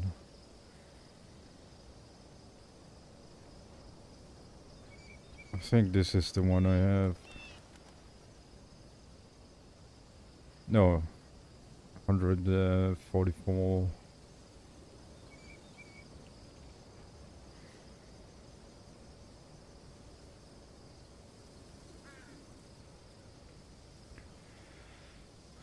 I'm support the Logitech keyboard. I selected the English version or American keyboard, but it came in Danish because I want the American because it's so easy to code. Like in for Minecraft plugins. Since I got this, I'm like so confused which buttons to press. As I'm used to American keyboard, it's so easy to code with those. I need like long fingers to get to the specific these things. I know, to code.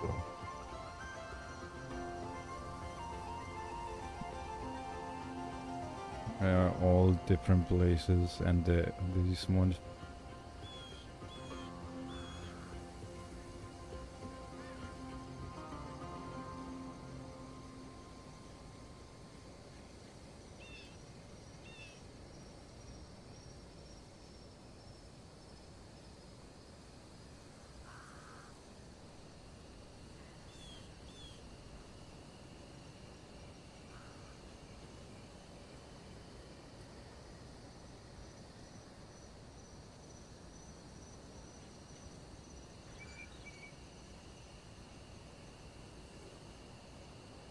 Are all that good?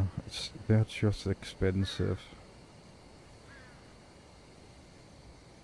Screen looks weird. I'm used to curved.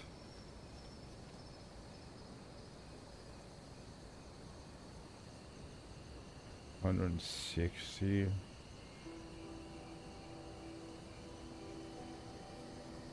$240.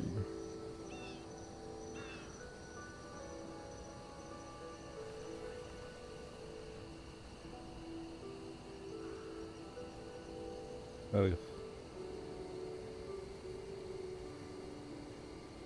It's annoying they put like so ugly. Why put this there?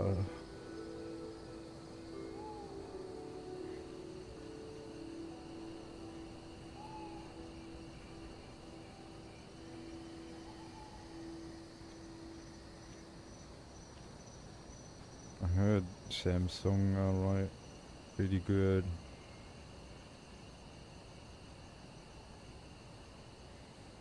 Oh, so clean on the edges. Oh.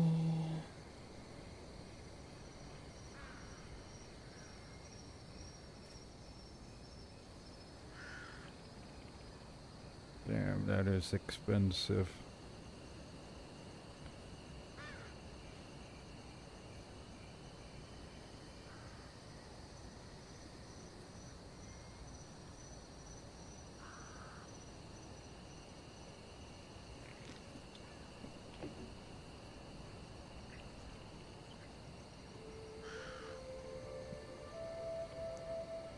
What's the refresh rate now?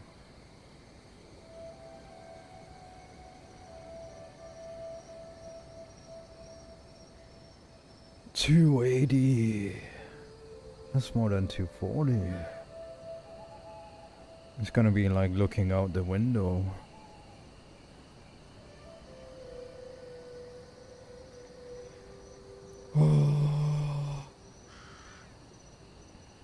Camera built in? Why do you want a camera built in on a TV screen? What the fuck?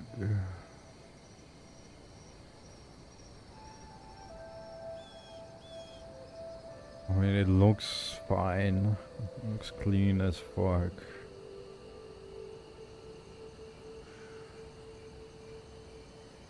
And it's no. I'm not sure about that.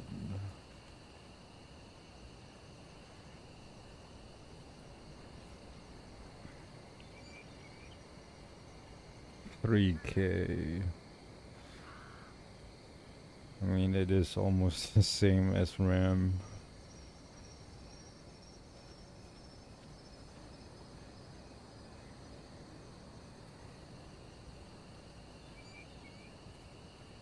Okay, what if it's not OLED?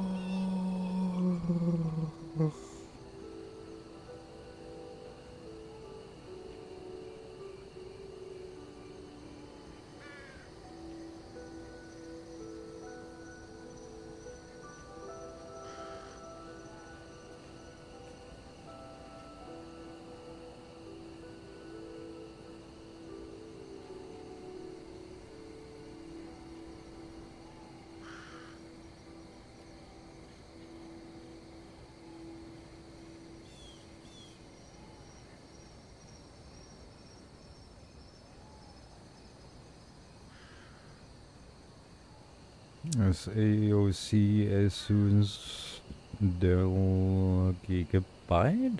What?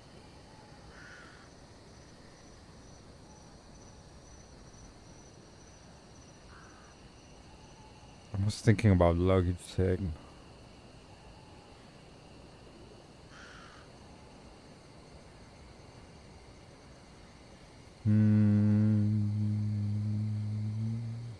Jesus.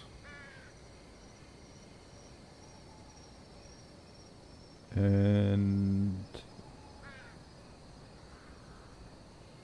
Samsung.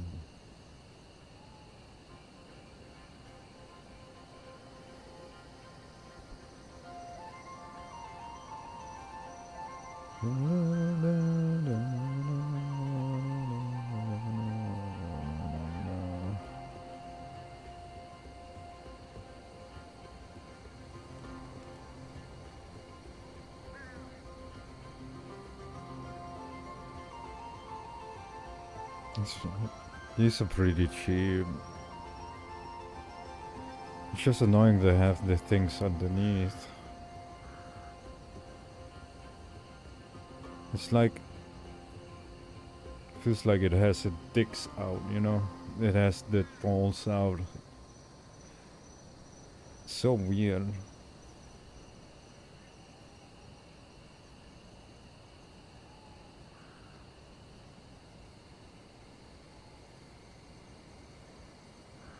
$144, damn it.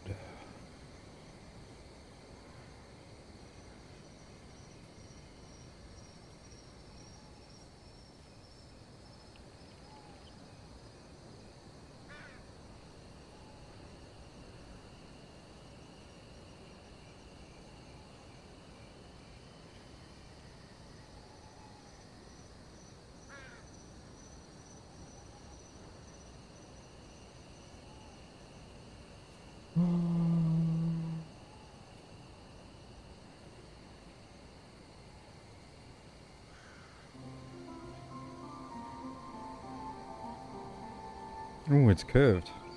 Oh, okay.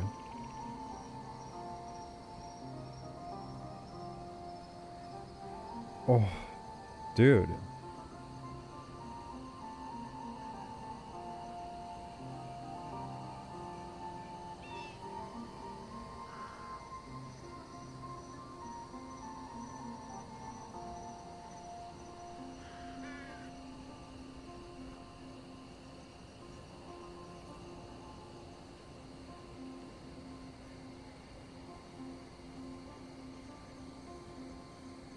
$3K.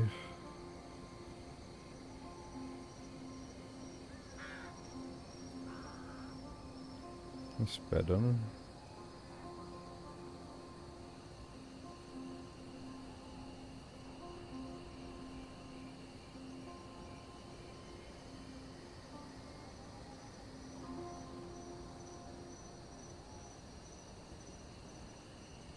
Can watch Netflix on this shit.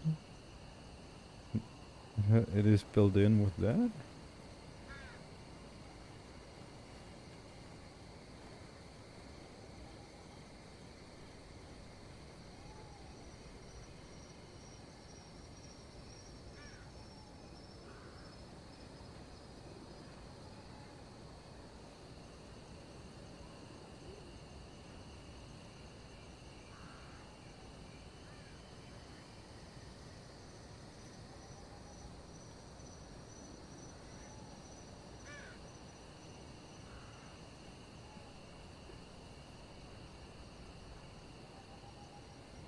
Welcome to Type C Tech Reviews. Today we're going to be doing a review of the Samsung Odyssey G6. If at any point during the video you want to check out this exact same monitor, there's Amazon links below for the US, UK, Canada, and international links, but let's jump into it. Alright, now starting it off, this is a 32-inch panel with a resolution of 2560 by 1440p or 1440p. Now, this has a massive 1000R curve, probably the most. Now, this has a massive 1000R curve, which is probably the most curved you're ever going to get with a monitor. If you like immersion and a curve, well, this is awesome for that. Now, if you don't understand the 1000R, or the R means radius, this is essentially just how curved the monitor is. Now, this totally depends on if it's an ultra-wide, that number will completely change, but if it's a 16:9 monitor, then that should be fairly standard. So 1000R, the smaller the number, the more curved it is. This is quite curved. Now, most of the time, from everything that I've seen, people either love it or they hate it. Now, I love it for gaming. I love it for watching movies, Netflix, anything. Consuming media or playing games, the curve is amazing. Especially if, honestly, it's just you doing it. If you're watching movies with your friend, you better be sitting pretty close. However, for just single person usage, it's awesome. Some people absolutely hate it though, and they can't stand it. You'll probably know right off the bat just from looking at this if you're going to love it or hate it though. There's no denying how immersive a 1000R curve is, and even when farther back, sitting a little bit farther back when watching Netflix or something like that, it's still very nice and immersive. Alright, now the PPI, or pixels per inch, how crisp and clear the image is actually going to appear to your eye. Now this is 1440p at a 32-inch screen size, which is a pretty large screen. That brings a PPI to about 92 pixels per inch. Now this is relatively similar to what a 24-inch 1080p monitor would be. So if you have any experience with a 1080p 24-inch monitor, that's about what it looks like. Now personally, I think this looks a little bit clearer to your actual eye, because most of the time a 24-inch monitor is going to be sitting a little bit closer to you than a 32-inch monitor, so it will seem clearer. It still would be an upgrade as far as usability 90% of the time, going from a 1080p 24-inch monitor to this one. But overall, small text will have visible pixelation, but medium text is going to look good. Most of your images, games, movies will all look clear. Anything that really has motion is very clear. Now as for the panel type, this is a VA panel. Now I know what you're thinking, Samsung VA panel, oh boy, but no, they actually did a pretty dang good job here. Well, actually, fantastic job here. Now, as for refresh rate, this hits 240 Hertz, which is fantastic, but this will consistently switch between 240 and 120 Hertz, depending on what you're doing. If you're just doing PC gaming, obviously you're always going to be in 240 Hertz, but if you're doing stuff like console gaming, which is great on this, then it's going to be switching obviously to 120 Hertz. This has kind of a game mode inside of it. When it's on, it's at 240 Hertz, and when it's off, it's going to be at 120, but we'll get into that. But to be clear, it will never randomly switch. It's always going to be set in whatever setting you set it in. I think As that's for the same variable one refresh here. rate, this has FreeSync Premium Pro, and what the Premium Pro means is that you can have variable refresh rate on with HDR, which is fantastic. That's a nice thing to have. Now, this is not NVIDIA certified with G-Sync, so this is not NVIDIA G-Sync certified compatibility or has that rating of it, but it is very compatible and it works quite well. Does that no noticeable screen tearing or any badness like that? Now let's talk brightness. This is rated for 350 nits in SDR content. Now after testing, I was really hoping that it wasn't going to only reach 350 nits at this price point, but no, it reached between 400 and 410 nits all day long in a 100% window, which is absolutely fantastic. This is a really good brightness. Most reflections are kept away,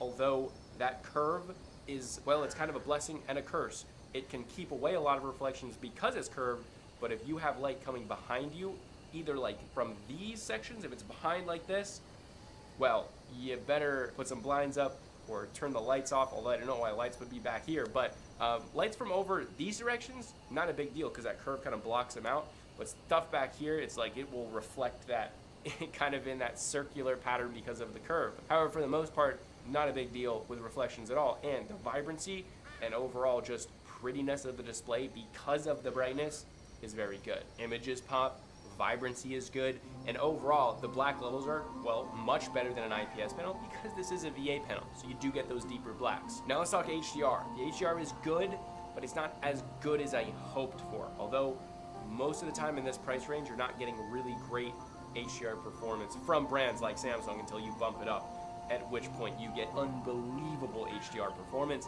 But how is it? Well, firstly, there is this thing called Game HDR, which is a setting you can have in it. You can either have Game HDR on or Game HDR off. With Game HDR off, the overall performance in keeping clarity of the darker and lighter sections of the screen is very, very good. But it's super dim. Like, it's in a 100% window, it's getting around 300, 330 nits of brightness. That's low. That's lower than I want to play in. Highlights do not pop out of the screen.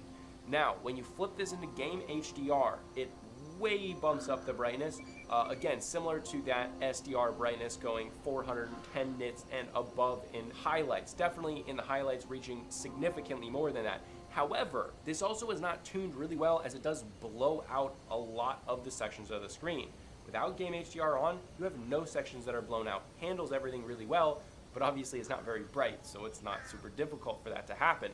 So in Game HDR, some games look better than other games. Like in Battlefield, in the majority of Battlefield, whether that's Battlefield 2042, Battlefield 1, Battlefield 5, all of those HDR experiences were very, very good. However, in a game like Forza Horizon 5, it was like not good. Although Forza Horizon 5's HDR experience is not really that great. However, it was bad. You had like zero sky clarity. All of the clouds were completely blown out and there was no detail there.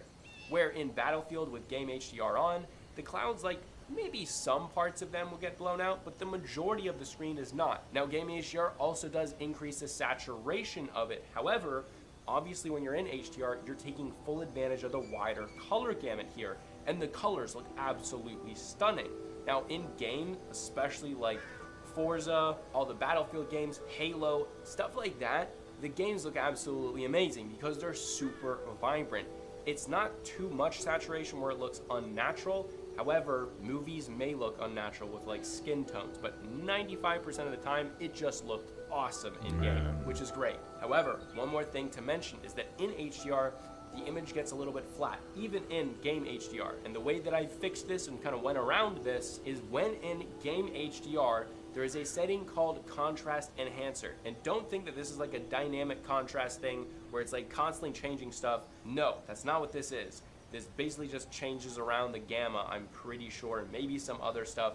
However, setting this from the normal setting, or the off setting, to low. Not high, because there's off, low, and high.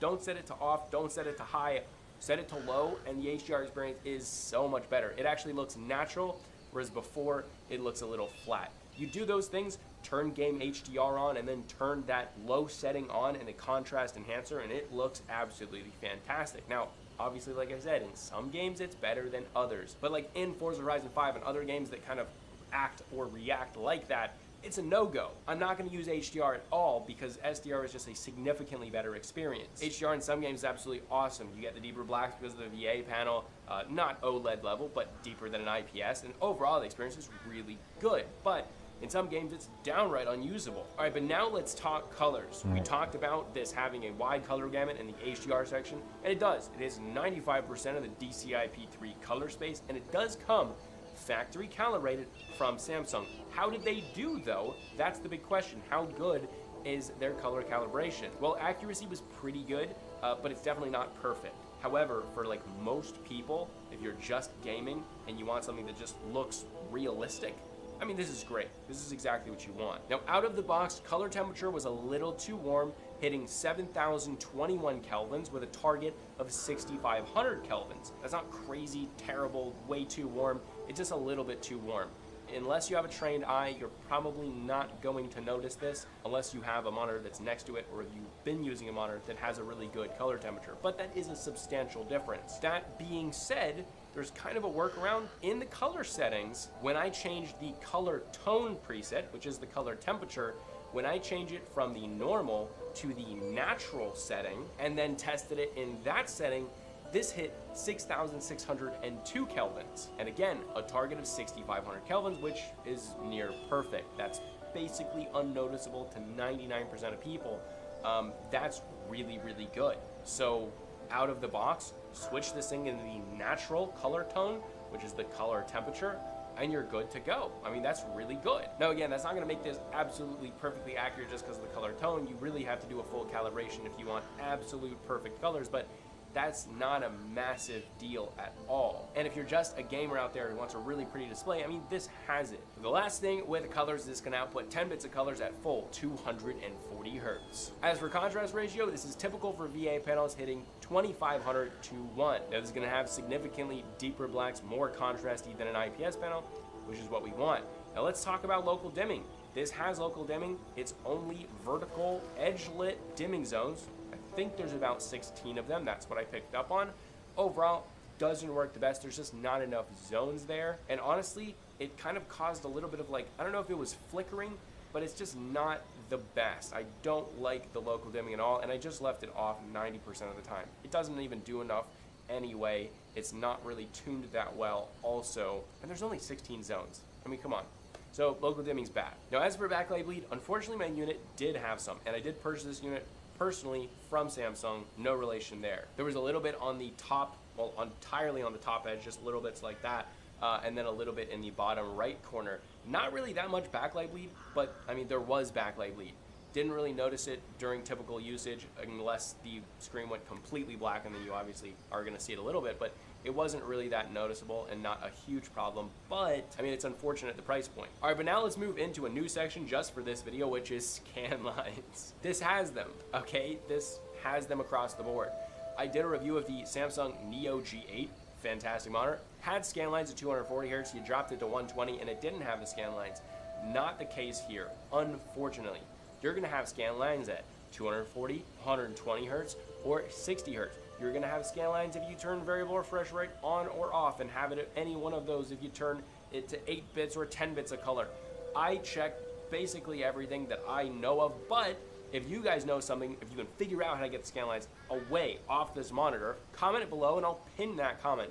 However, I'm pretty sure that there's no way to really get rid of the scan lines, although dropping it to 120 seemed to decrease the amount like that you can see the scan lines, but they're definitely still there. All right, so what are scan lines? If you don't know, they're horizontal lines that you're gonna kind of see on this monitor. They're not like annoying. You're not gonna see it on everything.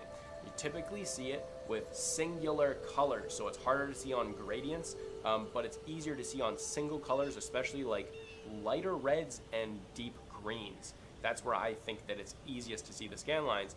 The most obvious place I've ever seen it is on the Xbox PC app when I'm clicking on play or install game. You guys know what I'm talking about, that green button. That is where I see scan lines more than anything. For some reason, that shade of green, the Xbox shade of green, makes it really easy to see scan lines. Now, is this a deal breaker? I'm gonna say no, not for me. It might be for you, and that's your choice, but for me, it's not. And the reason is this is a gaming monitor, and not even just like a, oh, it's kind of gaming, like it's a gaming and media content watching monster. That's what it's for. You're not gonna be doing photo and video editing on this.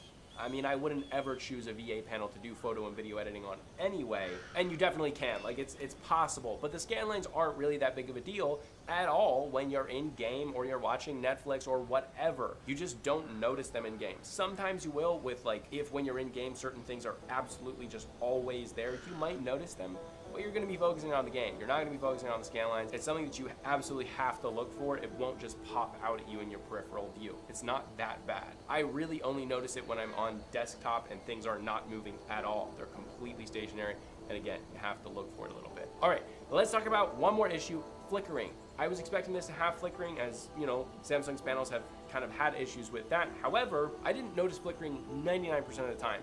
During a 6 to 8 hour session of continuous usage, I might have seen flickering twice, but it is usually in really weird situations where frame rate kind of changes all like crazy really quickly. But in game, never noticed flickering. Watching Netflix, never noticed flickering. On desktop, never noticed flickering. However, if you do have flickering that is happening, Samsung has a mode called VRR control, and that will eliminate flickering. So there you go. Although that does increase your input lag, so I wouldn't have that on during gaming unless you're getting quite a bit of flickering, which I don't know why you would, but well, there you go. Now, response time, ghosting, and input lag. Now, this is a claimed 1 millisecond gray to gray response time, but I mean, come on, doesn't really matter. The ghosting is what we care about. How is it? This is a VA panel. It's from Samsung. We don't expect this to be good, but it's shockingly good. Way better than I expected. All right, first let's talk about in game mode off. Without game mode on, and game mode allows you again to hit 240 hertz. Without it on, you're hitting 120 hertz. With game mode off and variable refresh rate off, you can go in the fastest response time setting, have no pixel overshooting, inverse ghost, or anything like that, and still very low ghosting. But with game mode on and variable refresh rate on, what you're actually going to be gaining with extreme has pixel overshooting or inverse ghosting. I love this guy. Yeah. Not the setting I would recommend. However, in the faster setting, which is the middle setting, this is extraordinarily good. I mean, it's really good. Some of the lowest ghosting I think I've ever seen on a VA panel, maybe ever. I mean, to the untrained eye, just the person that is a gamer but not a reviewer, and not someone that understands everything really in depth, this is going to look like a high-end IPS panel to them. Even if they look at the UFO test side by side, they're going to go, oh yeah, they're pretty much the same. That good. The other interesting thing here is that ghosting with fast whips, not just more typical movement, slower pace, but still fast movement. Even your very quick whips, you're not getting long lines of smearing. Obviously, ghosting is increased regardless of any panel, because if you OLED, when you whip quickly, the ghosting is going to increase. However, the smearing on this, even with very fast-paced movement, is surprisingly good, which is not typical at all for a VA panel. I'm not sure exactly how they did this, but even though it's super duper fast, I'm not really seeing any artifact. A little bit, right? Slight. You can't not have it, but for, I mean, fast-paced gaming, FPS, esports style gaming, competitive gaming, I would never recommended a VA panel for that before. This is maybe one of the first that I can actually say, yeah, you can do that with this. Incredibly impressive. But let's talk input lag. How is it? Talking about esports gaming, Good to see it's you. that good. It's incredibly low, like you'd expect. Number one, from a 240 hertz panel, and number two from Samsung, which they just do very well with input lag. Esports level of input lag, this is absolutely fantastic. All right, now for the menu system and controls, this is gonna be a big section because there's a lot here. This is one of the biggest things with this monitor, and probably a big reason why you're buying this monitor, and if it isn't, it should be, otherwise you should buy something else. This monitor has a built-in OS that they call the gaming bar. This has cloud gaming streaming services like built into it, different controllers up to the monitor itself. How sick is that? So you have Xbox Game Pass, cloud gaming, you have Google Stadia, Amazon Luna, GeForce Now, and some others as well. I mean, if you're into cloud gaming, that makes this a all-in-one monitor where you literally can buy the monitor, and if you have Game Pass already, you're just gaming on the monitor with 0 cables besides a power cable. That's really cool. Now beyond that, this is actually just an OS, it's like a TV. You even have a remote, which we'll talk about. But I believe this is just a derivative or a modified version of Tizen OS, which is Samsung's like OS they have on all their TVs. It doesn't look exactly the same, but I think this is actually gonna, like this version, I'm pretty sure is gonna be rolling out on a bunch of their TVs. Really cool that they have it in the monitor, because again, this is an OS. You have different channels you can broadcast. You have Netflix, YouTube, all that stuff built in. Apple AirPlay, Bluetooth, all that stuff. Craziness. It sounds like, oh my god, that's so stupid. Why would you have that in the monitor? Well, in certain situations, this makes it the perfect monitor. These situations would be if you're a gamer and you're in high school, if you're in college, in a dorm room, or if you're in a situation where you only have one room or limited space where you're only going to have one display and that's what you're going to be using most of the time. If you have a single room or you only have one room that's your own private room, this is incredible because the panel is big enough at 32 inches. It's big enough where you can watch Netflix on it.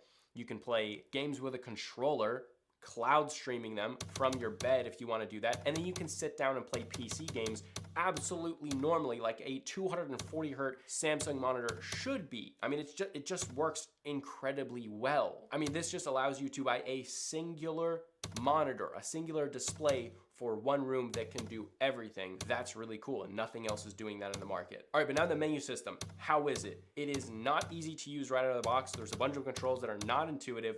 However, I love this. After 2 days, I got completely used to it. I know where everything is. I know how to access it. For the most part, it's definitely not the fastest to change settings and all of that, but the flip side of that is that you have a ton of different settings. Not just all of your normal settings that you would have on every typical monitor, but way more than that. You have a bunch of different, they're definitely not normal settings, they're more like experimental settings. Samsung has a lot of technology behind them, more so with displays than a lot of other companies. I would say probably most other companies, and because of that, they have a lot of different, these cool settings that just change a bunch of different stuff. So you can really fine tune this display as much as you want, or you can just buy it, set it in a few different modes, and just leave it forever. But as a techie, I love going into all these settings. This was really cool. All right, but so inside of that menu system, you have a menu system that's kind of like the OS's menu system that will come up even if you're using your PC, not using the OS. But in game mode, you also have a traditional looking OSD And then if you want to go into like your more, that's just for your quick settings, but if you want to go more in depth, you just click settings through the OSD, and then it'll like launch you into that full settings page, which has a ton of different information. But most of the time it's pretty easy after you start using it for a few days to get to everything. And it looks pretty, it looks nice, it doesn't look stupid, except the OSD looks kind of dumb and just like tacked on and weird, but the menu system itself, like the full one, looks great. Now for the controls, you can control this with that one button and then 4 buttons around it to kind of move around underneath the monitor, although it doesn't work well at all because it's built for the OS. So you have to go through the OS to use this monitor, which may be a negative or it may be a very positive thing. Initially, I was like, this is going to absolutely suck, and it just doesn't once you learn the controls because everything's fast. But the way that you're gonna control this 99% of the time is through a remote they give you. The nice thing, the remote is really nice. It's white, it has these cool rockers for the volume that feel high quality. Everything works quickly. It's very responsive, sometimes slight lag, but it's like quick lag. It's like you click it, it doesn't quite go over, and then it like goes over. It's very quick. Most of the time it's extremely responsive, so it doesn't feel sluggish or slow to use.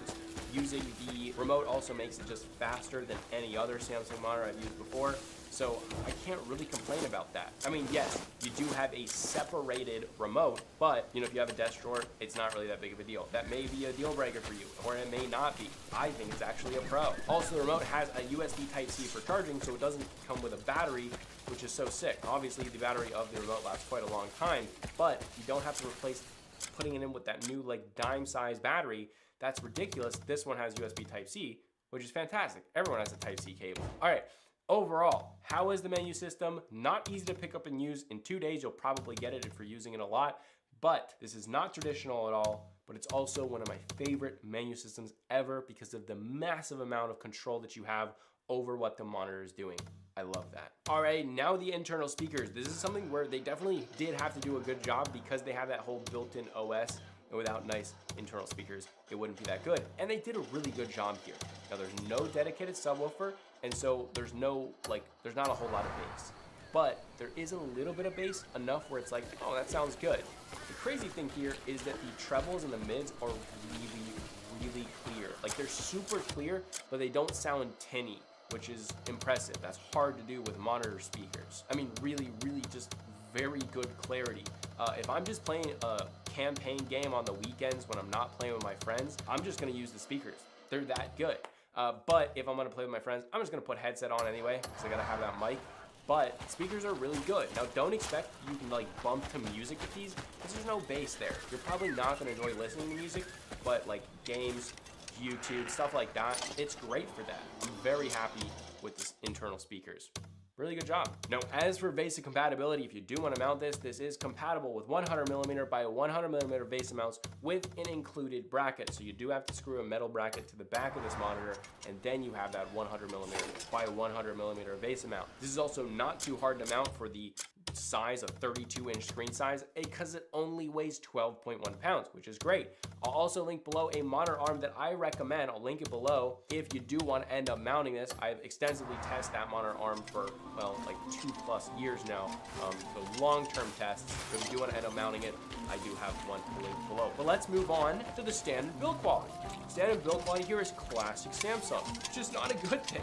It has great adjustability with height, tilt, swivel, and rotation, fully vertical, both to the left and to the right, which is great. But besides that, it's like not good. The stand feels relatively cheap. The build quality of the monitor itself feels relatively cheap. It doesn't look bad at all, but it feels bad.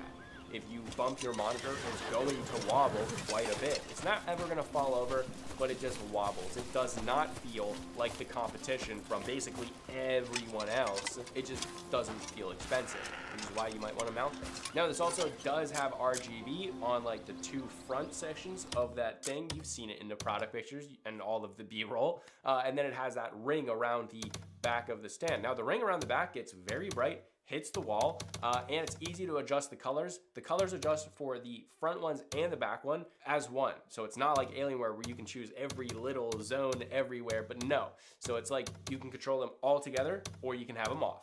That's all you get. However, it is super easy in the menu system to change what colors or what, you know, white or red or maroon or yellow. It's like super easy to change all the different colors inside the menu system, which is great. All right, but now the ports. This has one DisplayPort 1.4, two HDMI 2.1s. This is great for consoles if you do want to do some console gaming. Well, I think that was obvious. That Great wasn't for console necessary. gaming if you want to. One USB Type B upstream, then two USB Type A downstreams, a 3.5mm audio out, then an Ethernet cable. Because again, this has an integrated OS. So sick. And very strange to see an Ethernet on a monitor like this. Okay, but that's not it. So I mean, this, pixelated. technically it is for the ports, but this has Wi-Fi inside of this monitor, and it has Bluetooth. So cool. So cool. All right, but price and value. This is a really difficult section because this is a very unique monitor. All right, this retails, the 32-inch screen size retails for $799.99, which is a lot of money. And the 27-inch retails for $699.99, which is also a lot of money. Definitely, I would get the 32 over the 27 for like a $100 difference. But when compared to the competition, it's very difficult because it's very difficult to pinpoint what is the competition and how much do you value all the different stuff this monitor gives you. 240 hertz, perfectly tuned VA panel, a 1000R, and then the OS. And it's like nothing else gives you all of that, not even close. However, something like the LG 32 GQ850 bumps it up to 260 hertz, 32 inches, it's 1440p, it's IPS, and it's one of the best IPS panels out there. Probably the best high refresh rate. Once the iron's super high here, refresh rate, 260 I'll start hertz sharpening IPS weapons. panel out there that's 1440p. I mean, that's just it. That is an incredibly good IPS panel. I was But again, wondering that's when very you'd different come from this by. monitor. The only real similarity here is you're getting the same resolution and you're getting the same similar refresh rate. Besides that, these are polar opposite.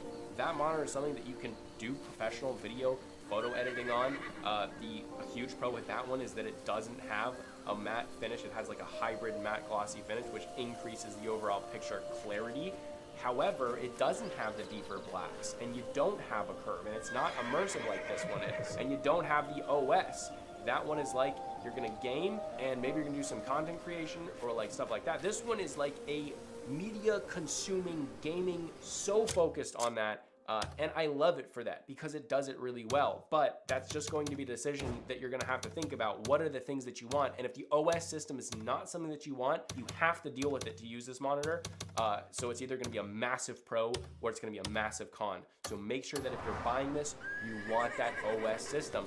For the price, I would say it's worth it because there's nothing else out there that you can get right now. However, this would obviously be a much better deal if it was on a discount. Definitely be a really, really good value if it does come down, because monitors like the LG 32 GQ850, that one is on sale. Like, oh, it's been on sale since like Black Friday, I think, consistently. Really good sales, actually. So overall, do I recommend this monitor? Well, if you want one of the best tuned VA panels, great brightness, vibrancy, a 1000R curved, insane usability with a built-in OS and 240 hertz, then absolutely. But if you don't really need or want an OS and would prefer to not have scan lines, then I recommend the LG 32 GQ850. Again, if you want to check out either of these monitors or that monitor, there's Amazon links below for the US, UK, Canada, and international links. This was a long video. I think my monitor This is an my in-depth review. classes. I either love or I hate Samsung monitors. There's pretty much no in between here, but dang, was there a lot to cover, and I could have covered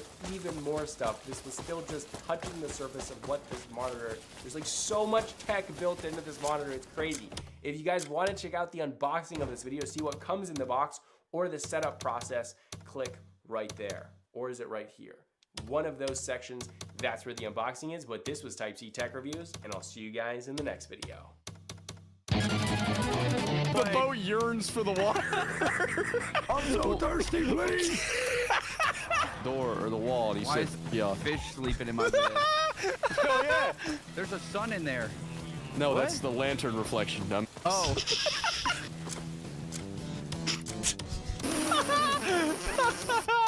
Traveler. Hello, traveler. Hello. Traveler. Jitterbug. I love how fell the off. Discord logo looks on the right-hand side. That looks good. Stretch res. I'm flying away from the main menus. Don't go near the well. Why? Don't go near the well. Why not? Why are you telling me not to go to the well? It farts at you. Is that a well? What is that? Don't say it farts A whale? Like in the ocean? I'm in the ocean. No, Oh, like I see. a Okay, like I'm a gonna water get away well. from that. A well. Like one you retrieve water from, you rich asshole. Oh, a well like an orca? Shut up, you pompous bastard. How does that make me fucking pump it? Bro, what the fuck are you talking about? Well, a whale, perhaps like a beluga. I throw Benjis in the wishing well. Yeah, bullshit. Can't stay away. Making can wishes you? with 100. You wishing for a better life. Your life's sad as hell. The hell? All right, dude. Too far. You took it way too far. I'm gonna have to come to your house and kill you. I'll go through the window. Dude, I don't like getting close to the well. Do you guys hear that? Yeah, it's creepy. It's breathing at me. What happens I if you don't go think in that's it? a well. It just looks like a rain collector. That's your shallow grave, buddy. Maybe that's where we put the fish when we catch them. That's like the sacrifice altar. Or it's Anyway. a baby grave. Click create server. Look at the two options: the lake and then the swamp. Not Shrek. What is this? What is this time era we're in? Like what? I didn't know it was gonna be like. What are we gonna do to those fish?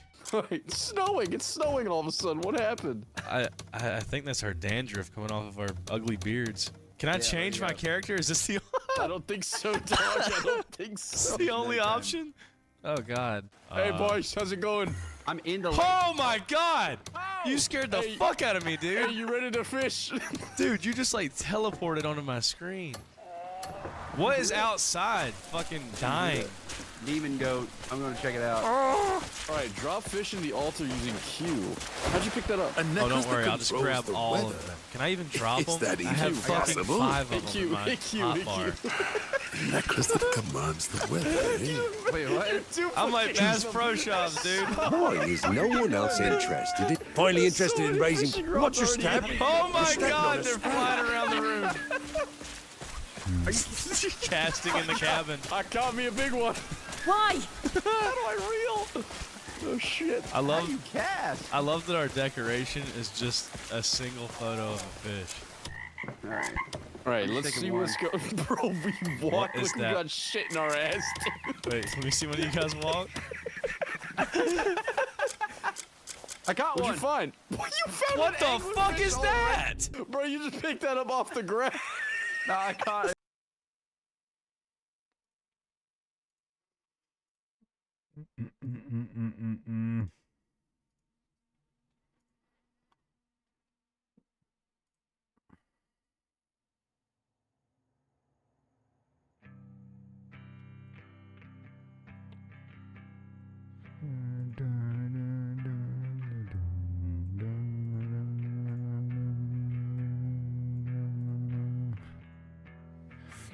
Wow, they just you.